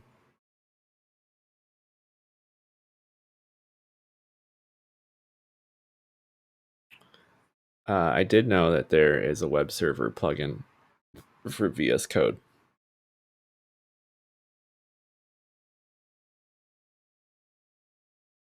Just kind of weird when you think about it. Well, I mean, I guess you could just open up an HTML page in the browser, but it's not going to work quite right, you know? All right, okay, so should be up. There we go. Let me bring up VS Code. Oh, that's interesting.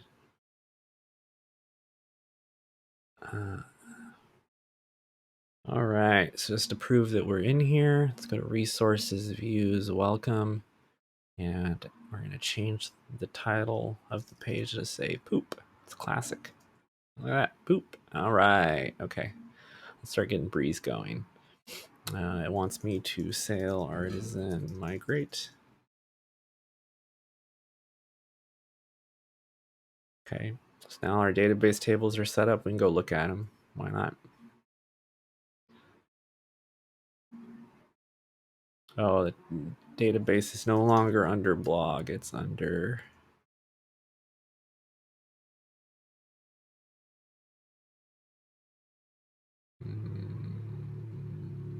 wrong place.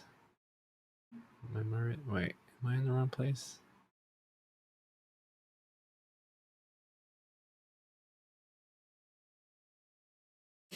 Where? Oh, I should look at my local in file. That's what I should be looking at. All right, database RPG Laravel. It's obvious, I guess. Change this text like Laravel. Change that to RPG Laravel. No? Oh, because it's not MySQL anymore. Derp. Okay, I gotta use Postico. My bad. Okay, Postico. Localhost, user, sale, password, database, RPG Laravel. There we go. Okay. So now we're in our database. Let's keep on keeping on. After you migrate, require Breeze.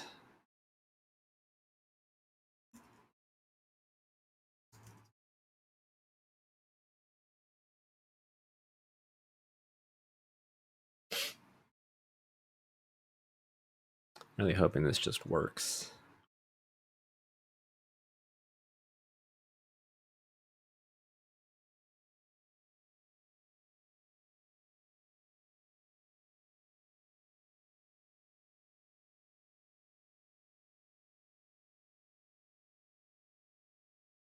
All right. Sale artisan.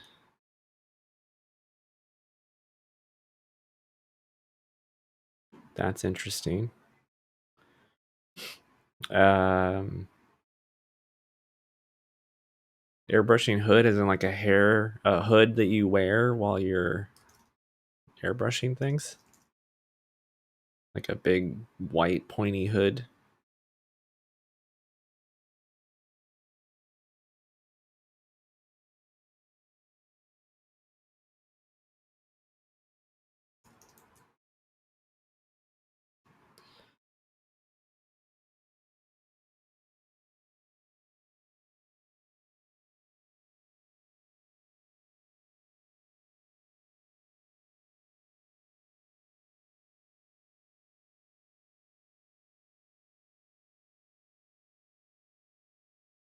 Oh.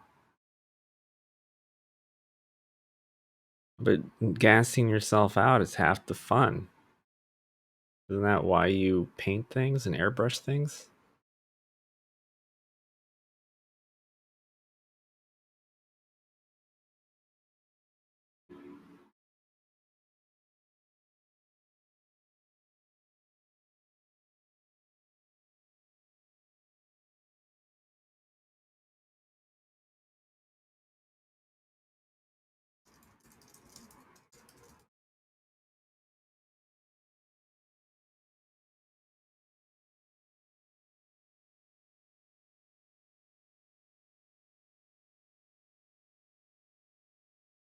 I don't know what this is doing.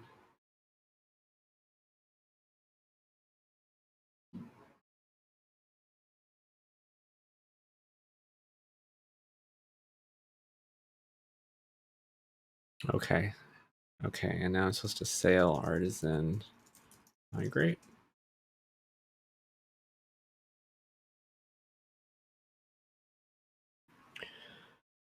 I'm gonna wing it, I guess. I don't know. I'm basically just gonna build it from scratch, and I might go look at the old code to see how I did certain things. But my plan is, um, I don't know. My plan is just to build the same sort of thing piece by piece again. So like like step one is getting user accounts to work, which is what I'm doing right now. Maybe I should organize. Maybe I should actually create a project for this or something. So that I can like map out what the plan is, and kind of work on it card wise.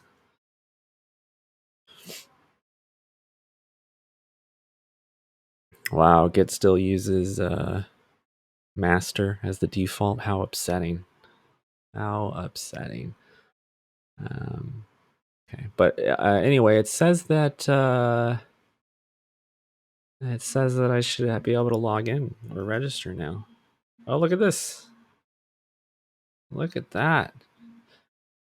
Now let's try it out. Brad Root.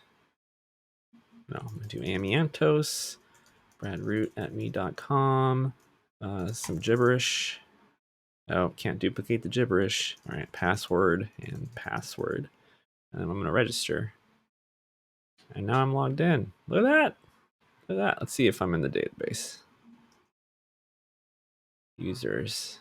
There we go. Wow. Okay, so that's incredibly easy.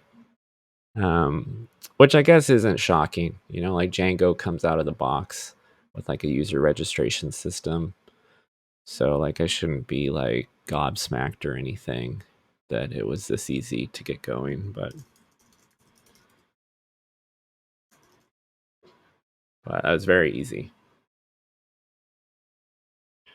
Offers of inertia JL. I don't use inertia JS, so all right. So that's pretty cool. It's pretty cool. Let me open this up in. Well, actually, first up, I think I need to create a Get Repo for this.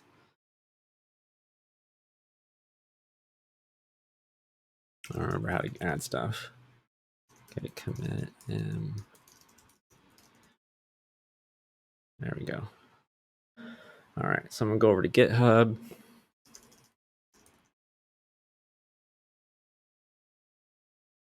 Create a new repository. No template. And this is under me. It's the RPG Laravel. I'm gonna keep it as public. Don't need to create any of that. All right, and then I need this.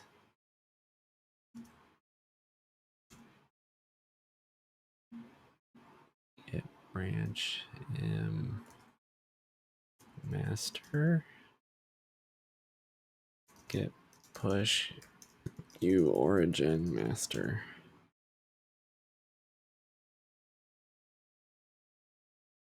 All right, there we go. There we go. Now I've got a whole repo set up. Let's fix something. Let's remove the README. Don't need all this.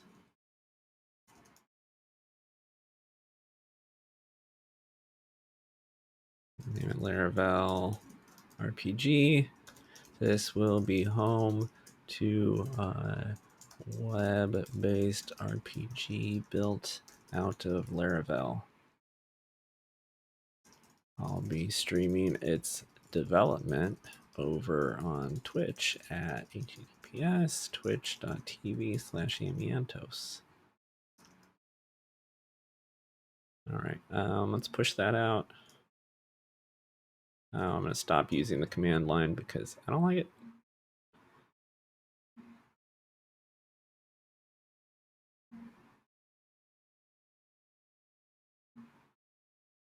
I'm lazy. I'm a lazy man. Update readme. Commit that. Push that out. There we go. Got the proper readme going. All right, and then like I was talking about right now, maybe I should create a project so I can kind of plan out what we're doing.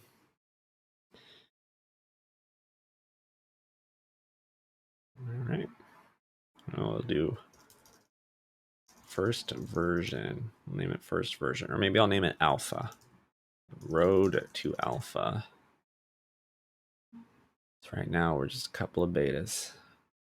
To do, in progress, and done. Sounds good to me. Create a project. Biggest headache that I have, I guess at least thank God they only have 3 cards that you have to delete now when you set this up. That was the biggest problem with this thing was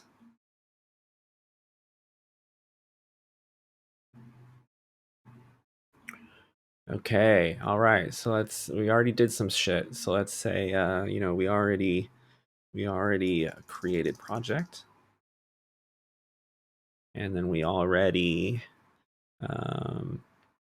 integrated a Laravel Breeze for authentication. Okay.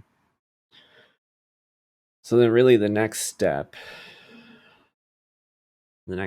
is, let's just get some of the next steps in there. All right, let's see, create character. You want to create a character. And, you're going to want to be able to switch characters. Should I add that? I mean, I don't know. You want to be able to create a character.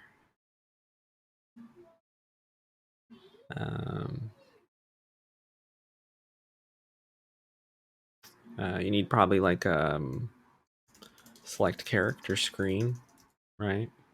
It's probably where you're going to add the character. And this is all kind of character screen related stuff. Maybe we should consider it that way. Let's delete these.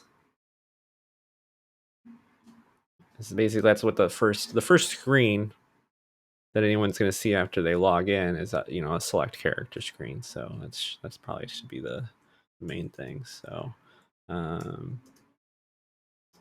create characters, character list. What other kind of stuff goes on a select character screen?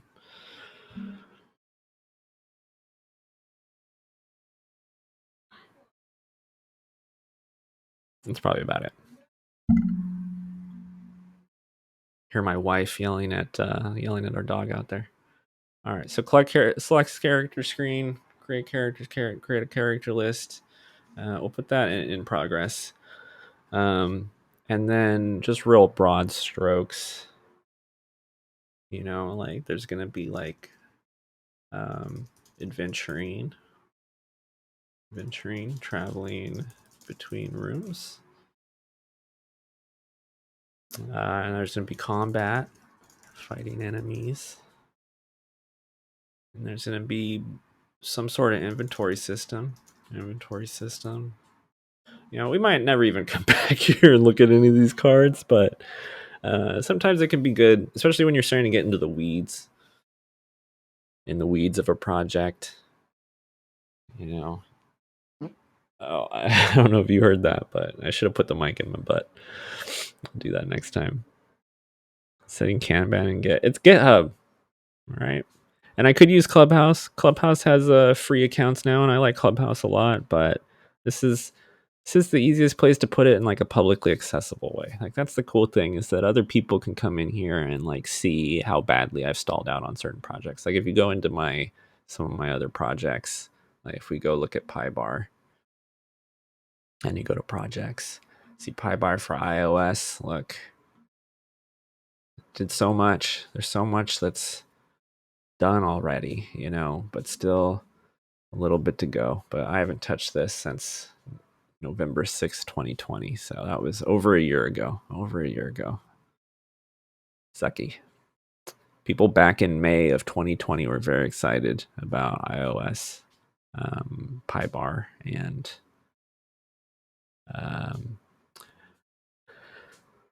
yeah.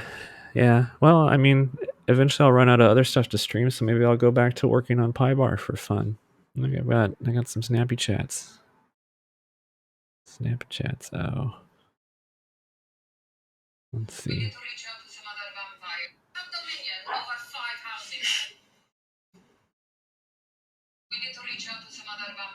Yeah, that's very handy. That's my wife. Using Snapchat right now like a cool person. You wouldn't know anything about that. All right, anyway, got a little Kanban set up. Got our repo going. Making progress. We basically got the whole foundation going. On that note, I'm going to go urinate. Before we get down into the nitty gritty of creating some models, trying to get some data in the database. See how it works out. All right, I will be right back.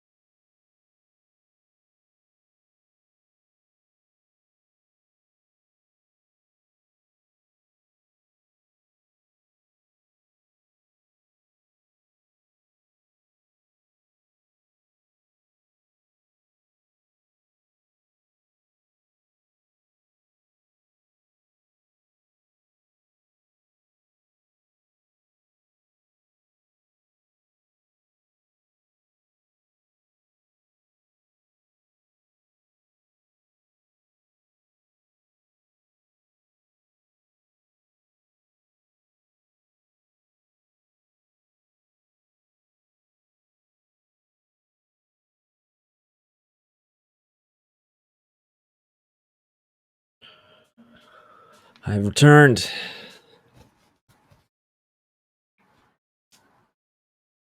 Maybe like music or something. Is there like a royalty-free music station that you can listen to while you're streaming? I mean, I guess I could listen to music that you guys can't hear, and by you guys, I mean the multiple Dans that are watching.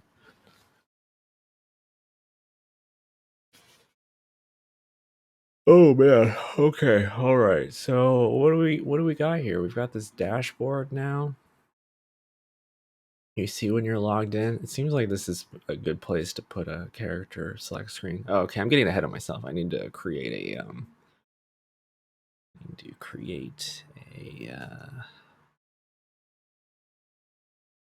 oops. Why do I never remember what the keyboard shortcuts are? There we go.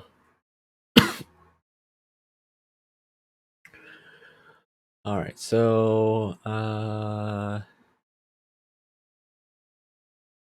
wonder how you add Tailwind to.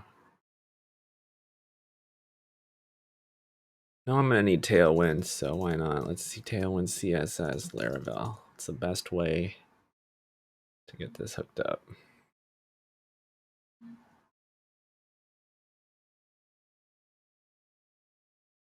Okay, I already did all that.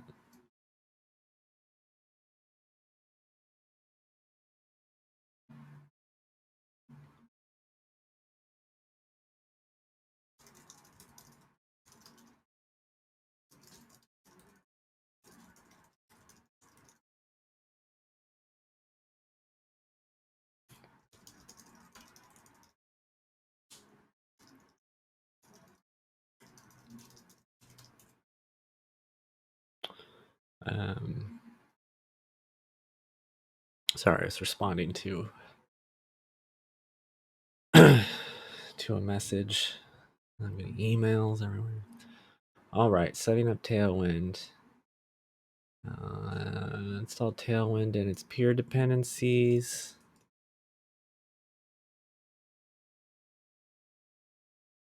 Assuming this didn't already. I mean, this already looks like it's using Tailwind. Oh, okay, it already has Tailwind set up. Do I have my Tailwind config? Oh, I already got the Tailwind config.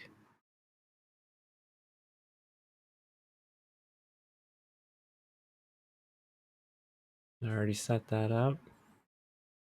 Purge is already.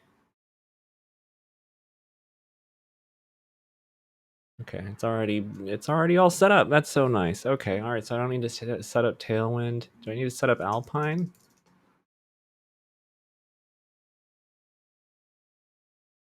No, looks like Alpine's already set up.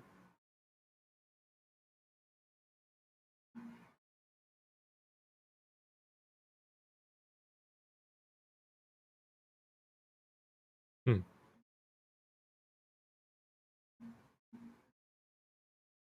I don't know. I don't know if it's actually all set up or not. I guess there's only one way to find out. Well, are there any drop down? Oh, there's a drop down in this dashboard. So if I look at the dashboard, wow, look at all this shit that's set up. Jeez. It's a drop down. Yeah, the drop down is definitely using Alpine. Okay, so I think I have everything that I could possibly need for this. I've got Alpine, got Tailwind, got authentication. All I need is get doing. Get doing. I need to do some shit. Okay, so I learned from that tutorial. If I do sail artisan help, is that right? What if I just do sail artisan? Oh, there we go. So it shows me everything that I need to do, and I want to make a model. So sail artisan help, do make model, just because I just want a refresher that I know all this shit. Okay, so when I make the model, if I want to make a migration at the same time, so I can make a migration, I can make a seeder for the model, and I can, there's something else in here that I need. Oh, and make a factory and a controller. See, that's I didn't learn in the tutorial. I didn't get far enough into the tutorial to learn what a controller was. I mean, I'm assuming I know what a controller is, and I should probably create a controller, but let me just do a little quick Google. Laravel model controller. So defining all your request handling logic as closures in your route files, you may wish to organize this behavior using controller classes. Controllers can group related request handling logic into a single class. For example, a user controller class might handle all incoming requests related to users, including showing, creating, updating, and deleting users. Okay, so it's just a way to abstract all your business logic related to model objects into a separate file. It's not...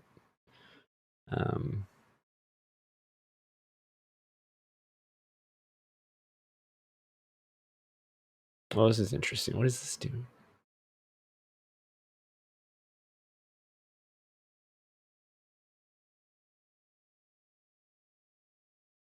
Oh, I see. Oh, that's interesting.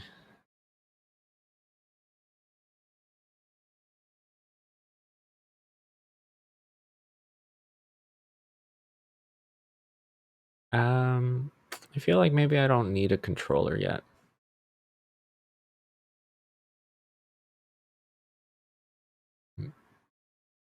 If you think that each eloquent model in your application is a resource, it is typical to perform the same sets of actions against each resource in your application. For example, imagine that your application contains a photo model and a movie model. It is likely that users can create, read, update, or delete those resources. Because of this common use case, Laravel resource routing assigns the typical create, read, update, and delete routes to a controller with a single line of code. To get started, we can use the make controller artisan command resource to quickly create a controller to handle these conditions. Interesting.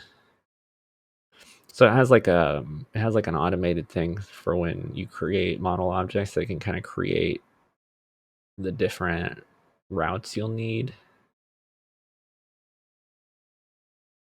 I mean, I'm gonna need create and I guess I'm gonna need get for characters.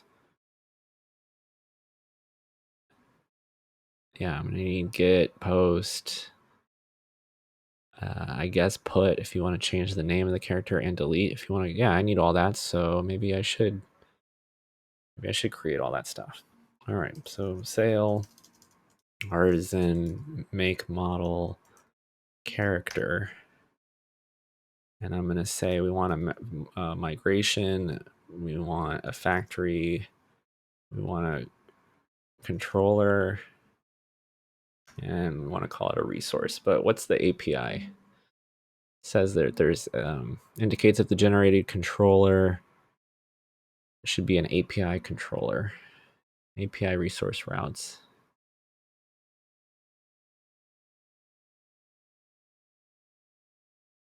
Oh, so a route excludes the create and edit.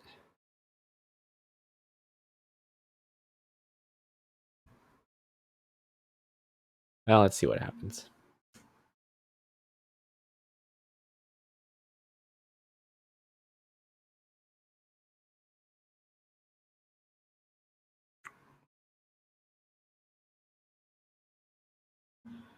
Okay, so that should have added a bunch of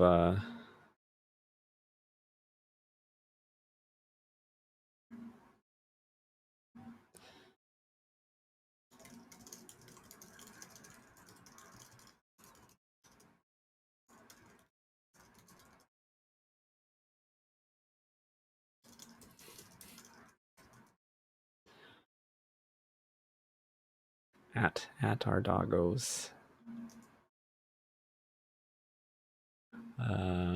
Okay, all right. So that probably created a bunch of files. Let's see. Okay, it created a character controller that has index. That's like all of the characters. Show the form for creating a new resource. Store a newly created resource in storage. Show the resource. This seems like too much personally, but I'm gonna stick with it. Stick with it. Characters pretty empty. Character factory. Not the model or the migration. And apparently Tailwind updated. I updated Tailwind without realizing it. Looks, I'm gonna say updated Tailwind. And this one is artisan create model character. Just gonna commit that shit. And I've got several commits. Gotta find a way to be more high energy when I'm doing this. Maybe drink some coffee. Get cranked up.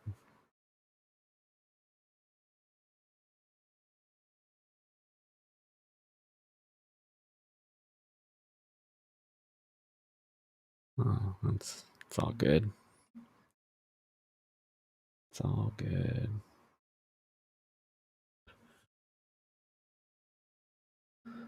Okay, all right, anyway. All right, so I need to first up fill out the migration for the character. I'm going to do this so many times, it's going to eventually be like lickety split. I'm going to do it so quick. Database. Migrations, there we go. Okay. I'm going to open up that block project again so that I can reference the code over there.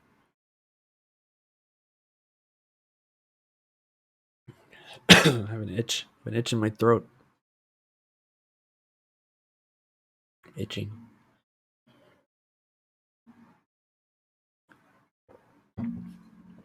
All right. All right. So a character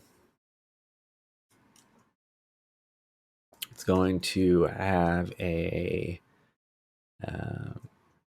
foreign ID that ties to a user ID. Look, Copilot auto-completed it for me. It's probably pretty common.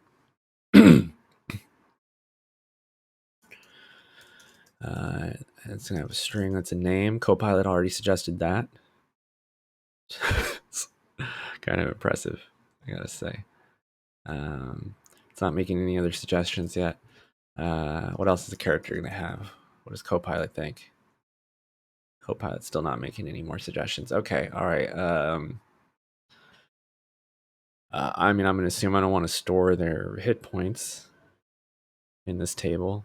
I guess I can also look at what I did in TextLike. What's in my character table in TextLike? Let me bring that up.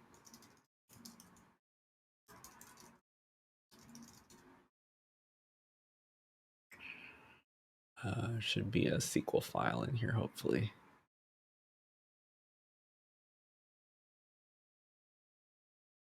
Maybe under database. Okay, there we go.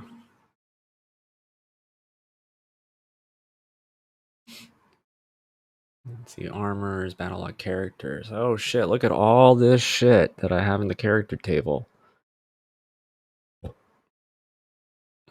Username, level, turns, experience, number to the next level, strength, stamina, dexterity, intelligence, luck, available skill points, what room they're in, what the last room they were in was.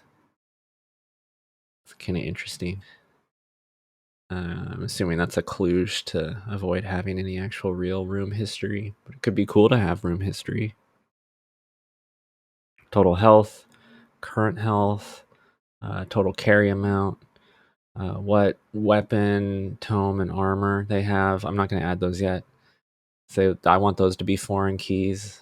I haven't built those tables yet, so the attacking, guess that's whether or not the like this is like storing player state at this point. It's like is the current character attacking? Yes. And then I've got damage fields for all the different appendages, which I'm also not going to do in this version. I'm not going to do the appendage thing. I don't think. I think it's going to be real basic. And then whether or not the character is dead, whether the character is encumbered, and I'm not sure what this last level thing is for. Okay, so let's get some of this stuff in here, because I'm gonna need some of it. Is there anything in here that's just using like an integer? Integer. All right. Well, anyway, I'm gonna assume there's like a integer. Look at that. Gotta look at the Eloquent API.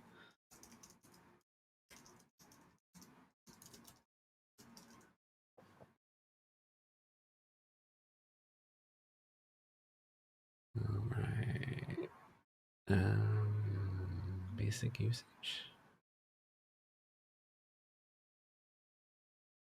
Okay, I get all this. That's how our model's set up for migrations.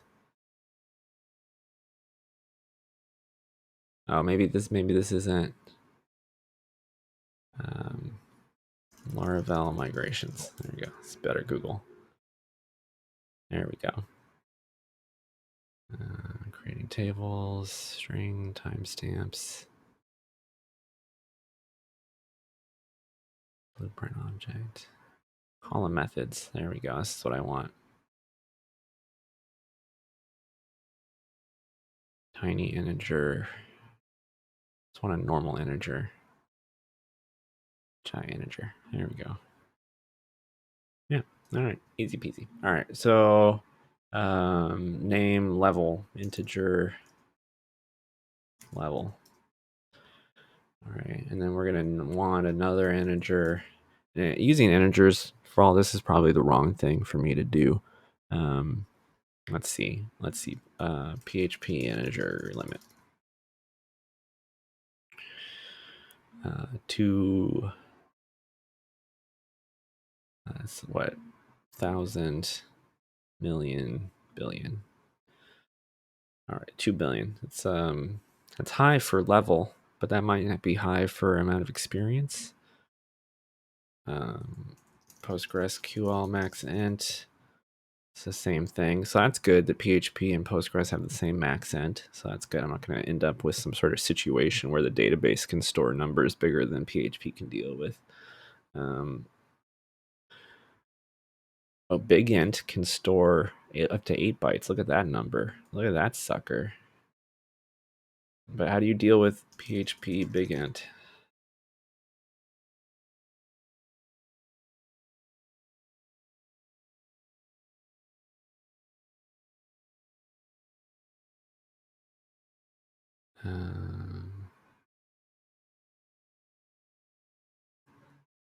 Well, maybe I'll do a more specific Google. PostgreSQL big int PHP support.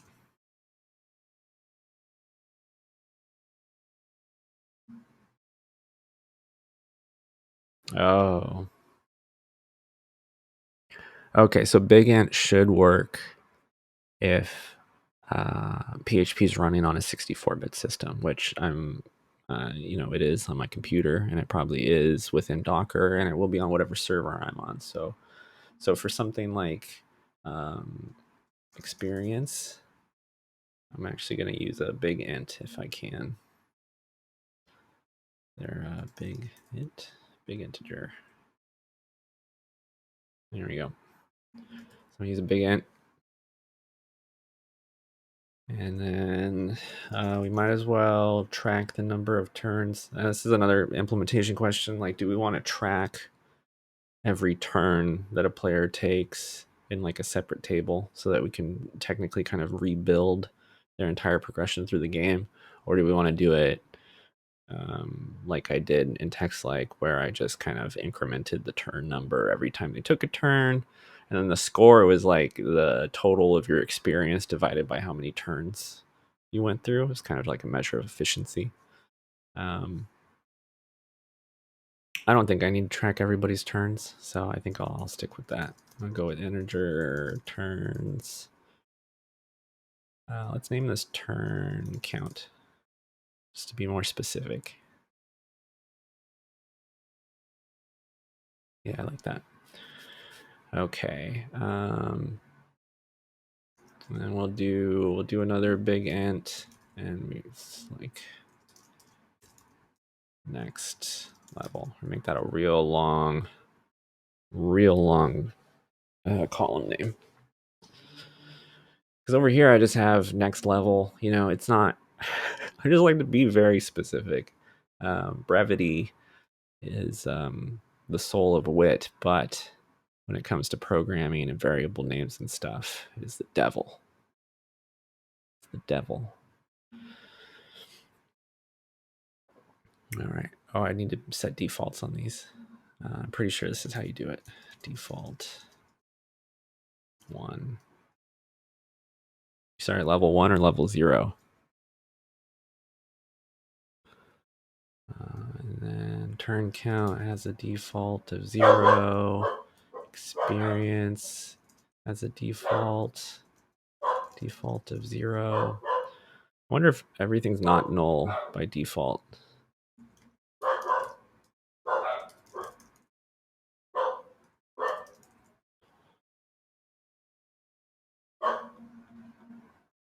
I hear a barky dog.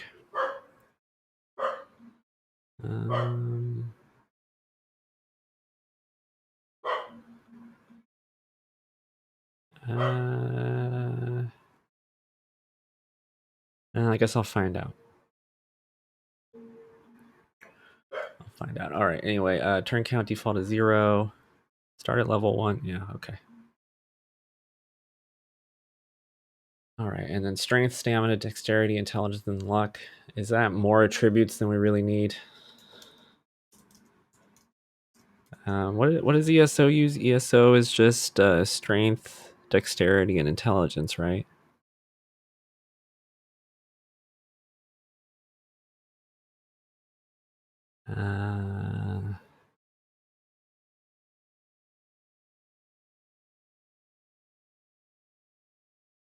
I mean, I like luck too.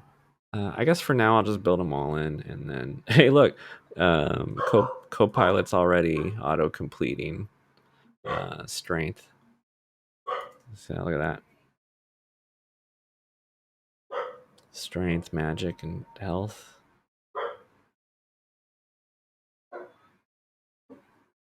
Isn't strength health?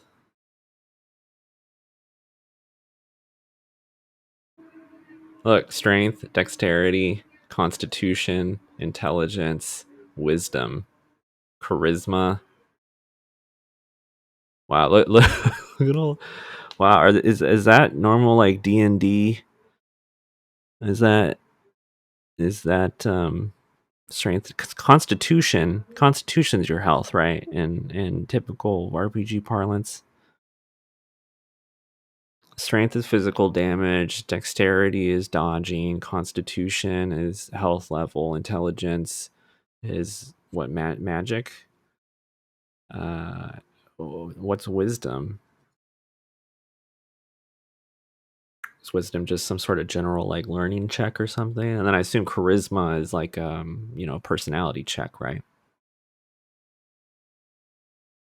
All right, I'm gonna Google it. Let's learn. First, I just want to know D&D character attributes. Is this D&D?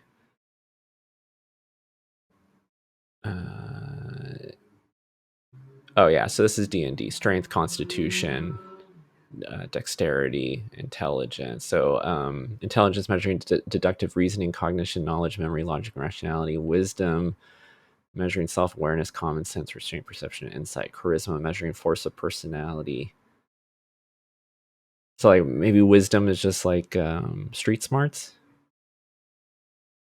I mean, I didn't have most of these in text like anyway, so I'm just spitballing. Wisdom with faith.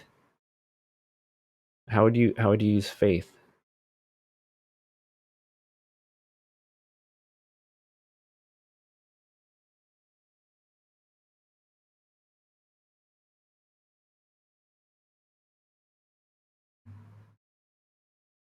For healing spells? Oh.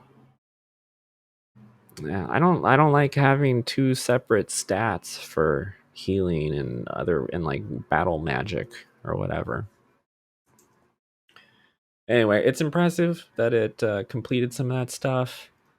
I did have dexterity, constitution is good, intelligence is good. I think I'm just gonna get rid of wisdom and charisma and replace them with luck, because you don't need wisdom or charisma to just battle enemies endlessly. I mean, maybe at some point in the future, I add them up, but in text like they all started at 10, but Copilot wanted to start them at 1. How do we feel about that?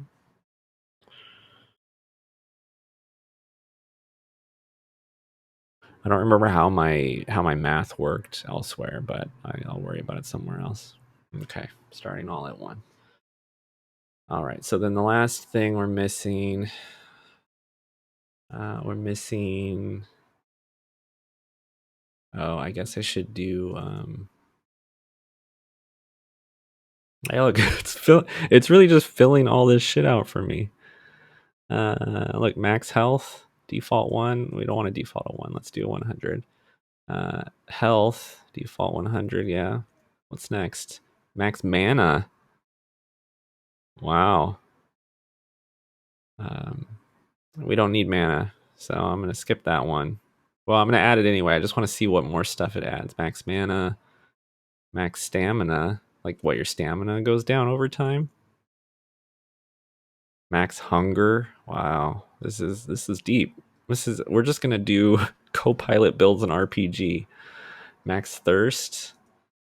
This is turning into like a survival simulation. Max fatigue. Max sanity.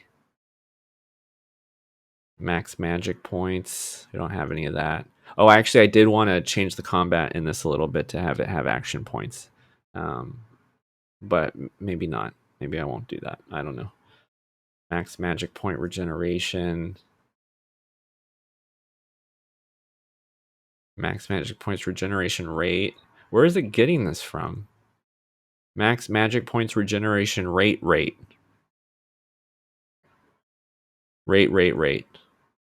Okay. Let's see. Rate. Okay, so I think we've reached the maximum point of Copilot utility right here. Oh my god. Okay.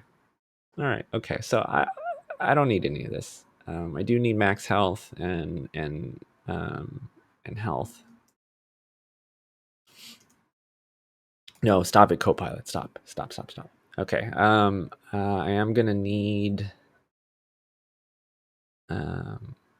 I'm gonna need the in room. Table integer. Oh, this is gonna be a foreign ID. Actually, I don't have rooms don't exist yet, so I'm gonna wait until I create the room object before I start adding some of this stuff. So,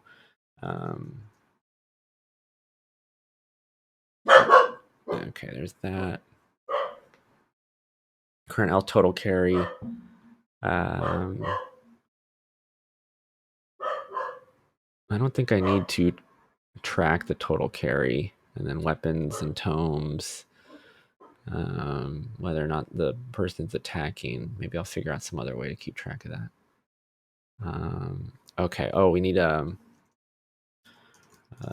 table boolean is is dead. I was gonna do is alive, but maybe is dead is better.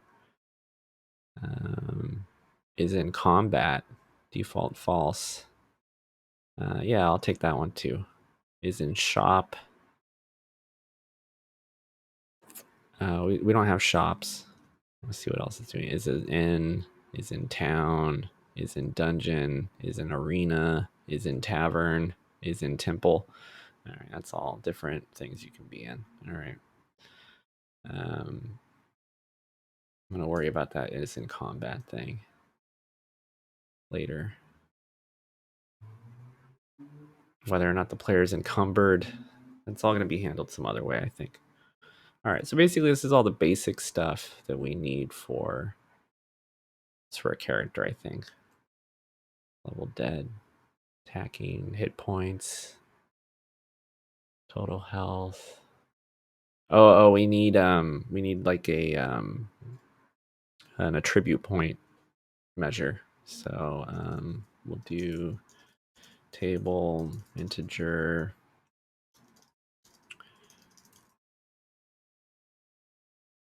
0, and then we'll do like used. Oh, skill points is better.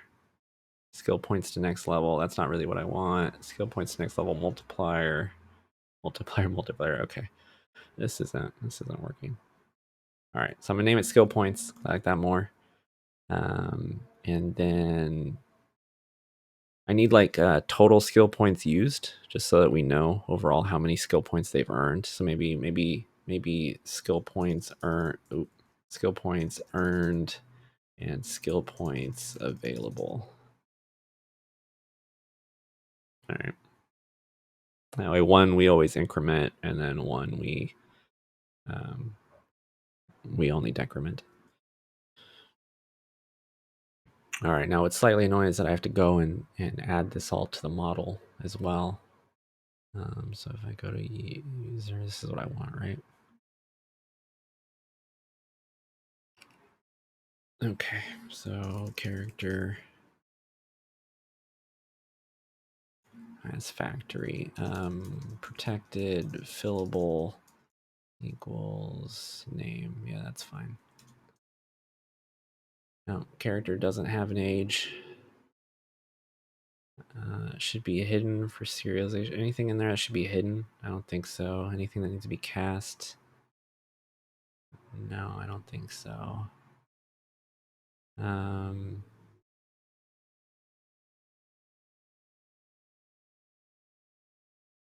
I want to do this?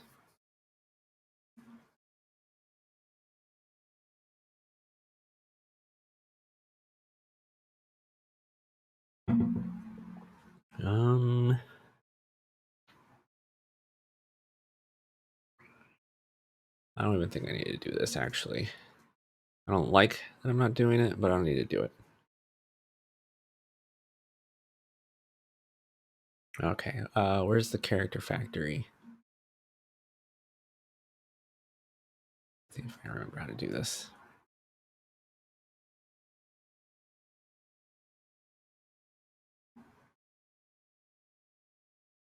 What's my database seeder look like?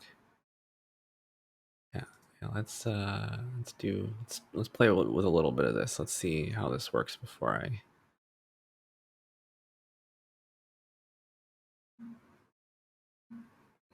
What command was it last night? It was sail migrate. No, sail artisan migrate refresh seed.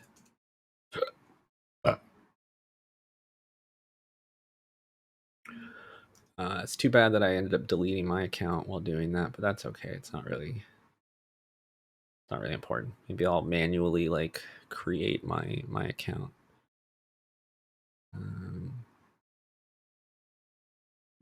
Let's try it again. Let's do user. Let's import that. We need that.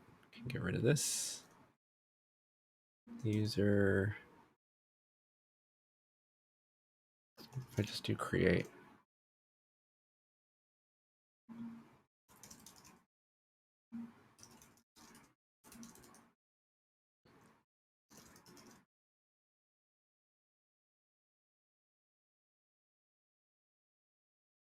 It was auto completing pretty good there.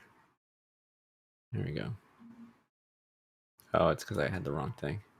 All right, bcrypt. Just name it password. See if that works. Just a comment.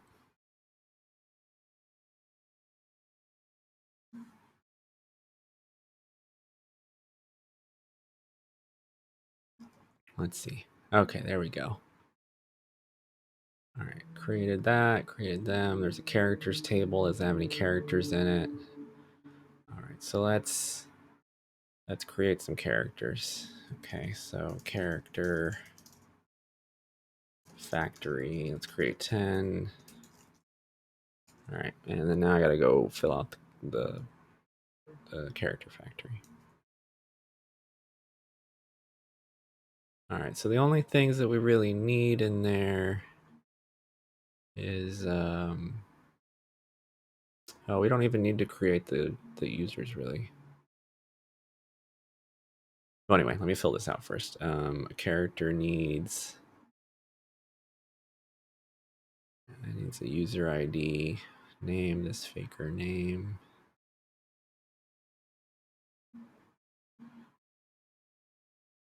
Level 0 experience here. Yeah, it doesn't need any of this to be set up. Okay, so it really just needs a name. And then it needs a user ID. And I saw how to do this before in one of these things. There you go, user ID equals user factory.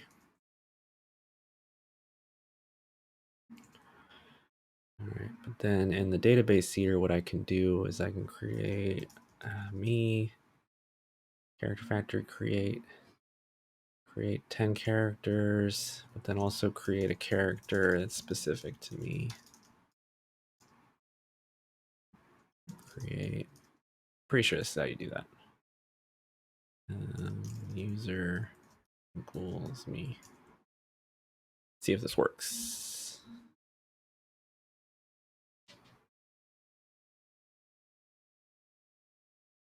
Nope, didn't work. Experience the next level relation violates not null. Oh, my bad. Okay, I need to go back in here.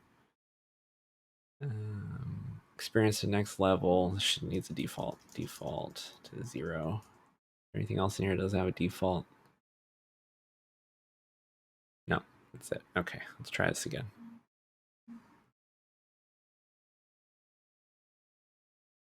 No, didn't work again. Okay. Column user of relation characters does not exist. Okay, so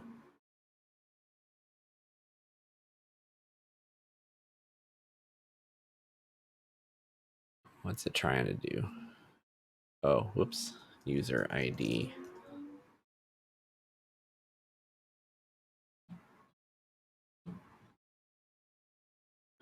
All right, let's see how that worked out. See, I've got a bunch of characters. They're all assigned to different users. Got a bunch of different users. Cool. All right, so I've got characters. I've got users. All right, I should probably add maybe a couple characters to me. Let's add like 5 characters to me. Let's try this again. All right. All right, got a bunch of characters. There are several that are assigned to me. Professor Unique Armstrong, PhD, Gonzalo Windler. Okay, all good character names. And they all seem to be set up correctly. All right, I'm gonna go ahead and commit this to the database because we're at a good spot so far. As far as faked data in the database.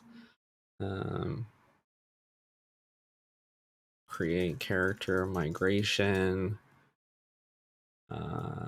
factory, and set up Cedar.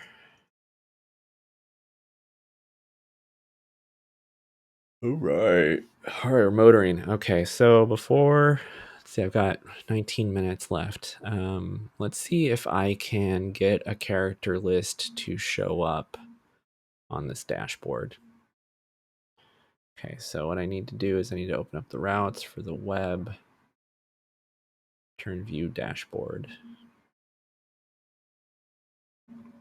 Okay, but I don't want to just return the dashboard. Let's make sure that I remember how I did all this.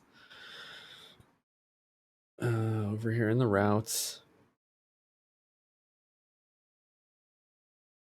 turn view posts. Okay, so I want to pass characters into character.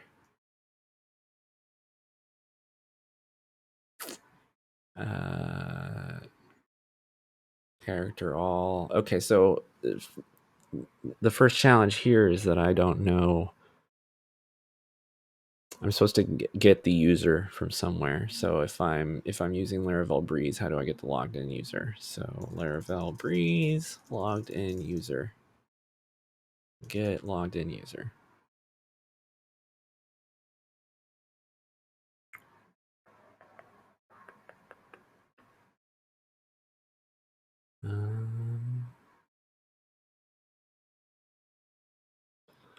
Auth and session facades. Okay, so the auth facade.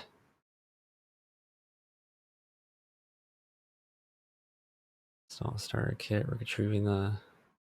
Okay, so I need the auth facade. So I go user equals auth. I need the auth facade. Auth. There we go. Auth user. Okay. So then I need to get characters that are all associated with a user. So I think I can do find by user. Does that actually work? Does that work? Let's check it out. Let me bring up the dashboard. Okay, I close this. Routes, resources, views, dashboard. Do I have to do something special here to get the thing to show up? Let's see, posts, slot content, next slot header. Doesn't look like it. Doesn't look like I need to do anything to get the variable in place. So let's try it. Let's just do characters. What happens if I do this? Okay, so find by user doesn't exist. Probably should have been. It should have been expected that Copilot doesn't know what the fuck it's doing. Let me go back to my endpoint. All right, so let's do. Let's see how did queries work in here. Go to my post. Post. It's not what I want.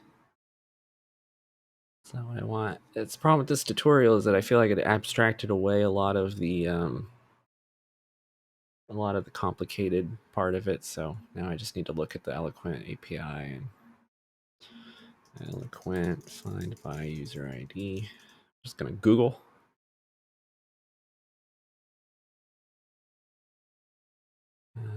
User finder fail. Actually, that's a good idea. I should probably do it this way. All right, hold on a second. So let me go back to my user object, and then my user is going to have a property on it, kind of like this up here. This posts. There we go. All right. So public function characters is oh, it's going to auto complete it for me, but it's not going to auto complete the there we go. Character class. Okay, so now what I should be able to do is go in here and I should say characters equals a user characters. There we go. Okay, so I've got my characters. So now it's just a matter of rendering them to the screen in a nice way. So let's go back into the dashboard. Go to the dashboard, and we're gonna do for each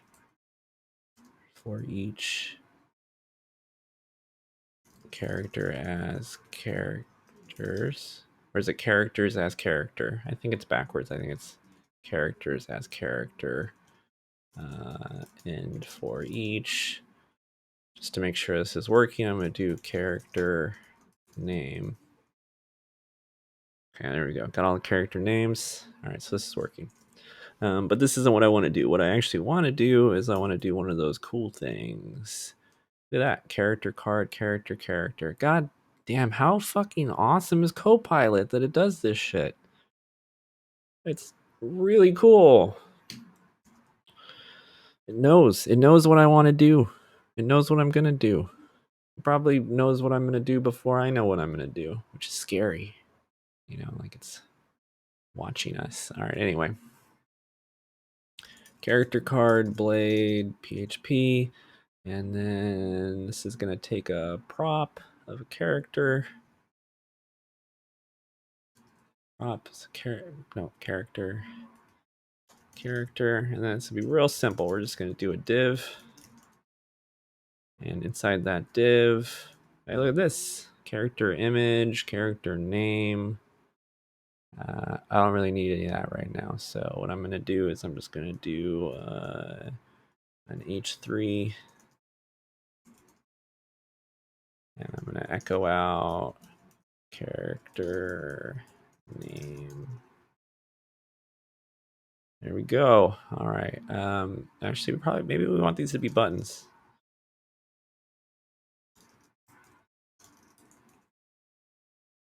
I didn't really do shit, but anyway, now they're buttons.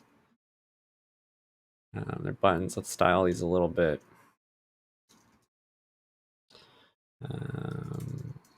BG gray 300. Does that work? Class. There we go. All right, class BG grade 300. Let's do some padding and then do rounded large. Let's add a shadow. Why not? It wants to add a shadow. We'll let it. There we go. Let me go back to the dashboard. Let's say H1 characters. There we go. That H1 is not very H1-y, is it? Doesn't look very good. I wonder why.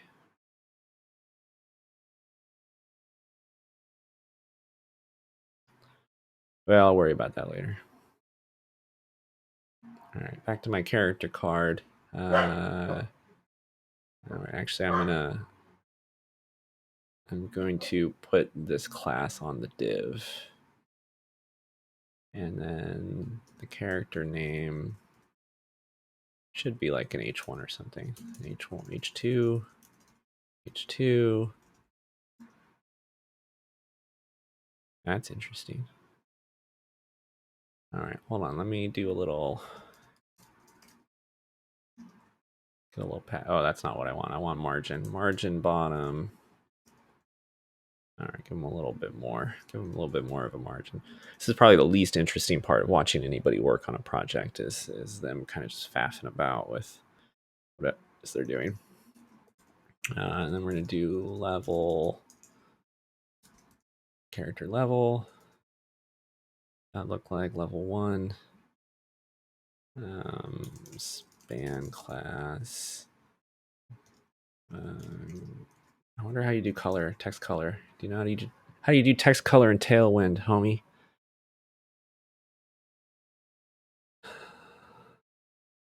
Text small, text gray 500. Okay.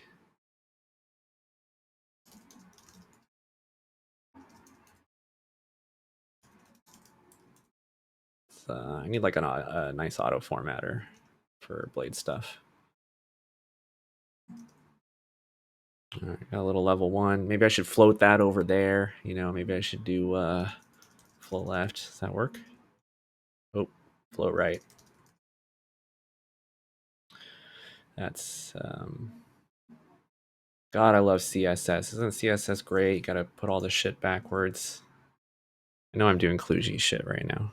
I'm sure there's a better way to do that. I should probably do that this way. Maybe it's like flex. Aren't you supposed to use flex for this sort of thing now?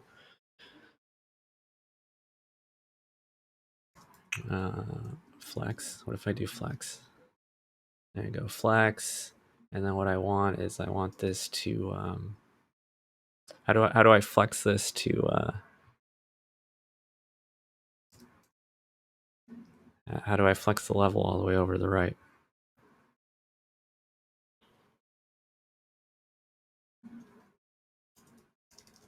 I guess I'm being stupid. I could just do text align right,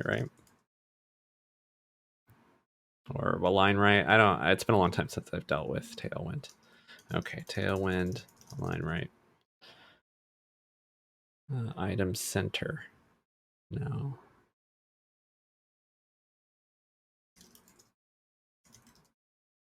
Does that work? Nope, that doesn't work. Text right. If I do that, there we go. Text right. Okay, well, my box isn't flexing all the way out. That's not Tailwind, homie.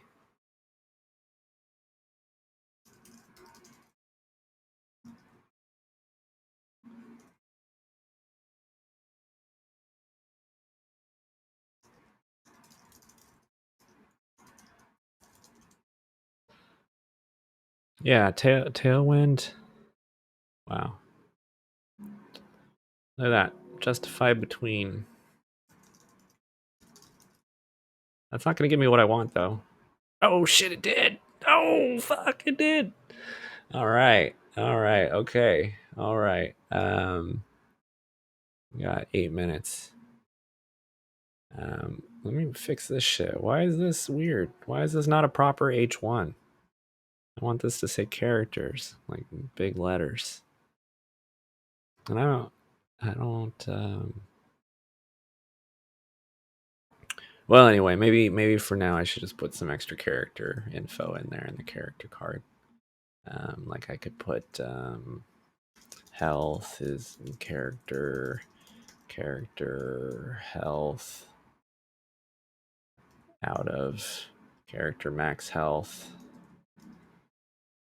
100 out of 100. That's nice. How about put that in a span? Probably not the way you do this anymore. These are probably all divs now, aren't they? Div. And then this is just another div. Everything's a div. Everyone gets a div. You get a div. I get a div. All right. What else can go in there? What else do I have in my character table? Current level. Oh, experience. Put in your experience level. This isn't right. Experience. Oh, actually, if we want to do the slash thing, we want to do experience to next level, and then character experience. And a little close tag. Experience 0 out of 0. Yeah, we don't know yet what the experience to the next level is by default yet, do we? I haven't done all that. I wonder what that was in text like. Oh well, I'll worry about that later. That was the hard part. I had to build for text like. Ended up building like a spreadsheet where I tried to calculate like how the difficulty curve, like how much experience do you get over time for killing stuff and keeping that even and stuff. That was a fun problem. Okay, so you can't create a character yet. I need like a create character thing. So I'll have to figure that one out. I haven't used any of these. Where is it? It's model providers. Where's the fucking character thing that it created? Layouts auth. No. It created a controller somewhere. Oh, character. Oh, HTTP controllers. Okay, there we go. Okay, so yeah, in here somewhere I need to create the form for creating a character and for like adding in a character's name and stuff. But I think I'm going to do that tomorrow because now I feel like I'm powering down. All right, so we made a lot of good progress today already. Look at that. We've got user. You can create and register a user account, and you can see a list of your current characters. You can't create them, can't do anything with them yet, but we already have the beginning stages of a little something something. And that's cool. You know, we're not nowhere. We're not nowhere. All right, create basic character list on dashboard view. All right, I'm gonna commit this.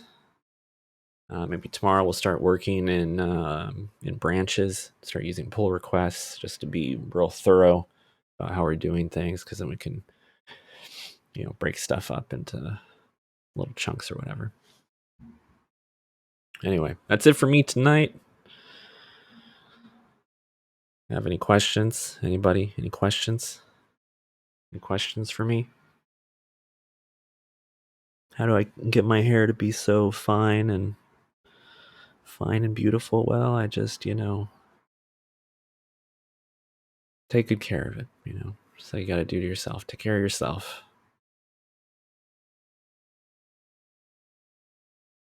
Yep. All right. Good night. See ya.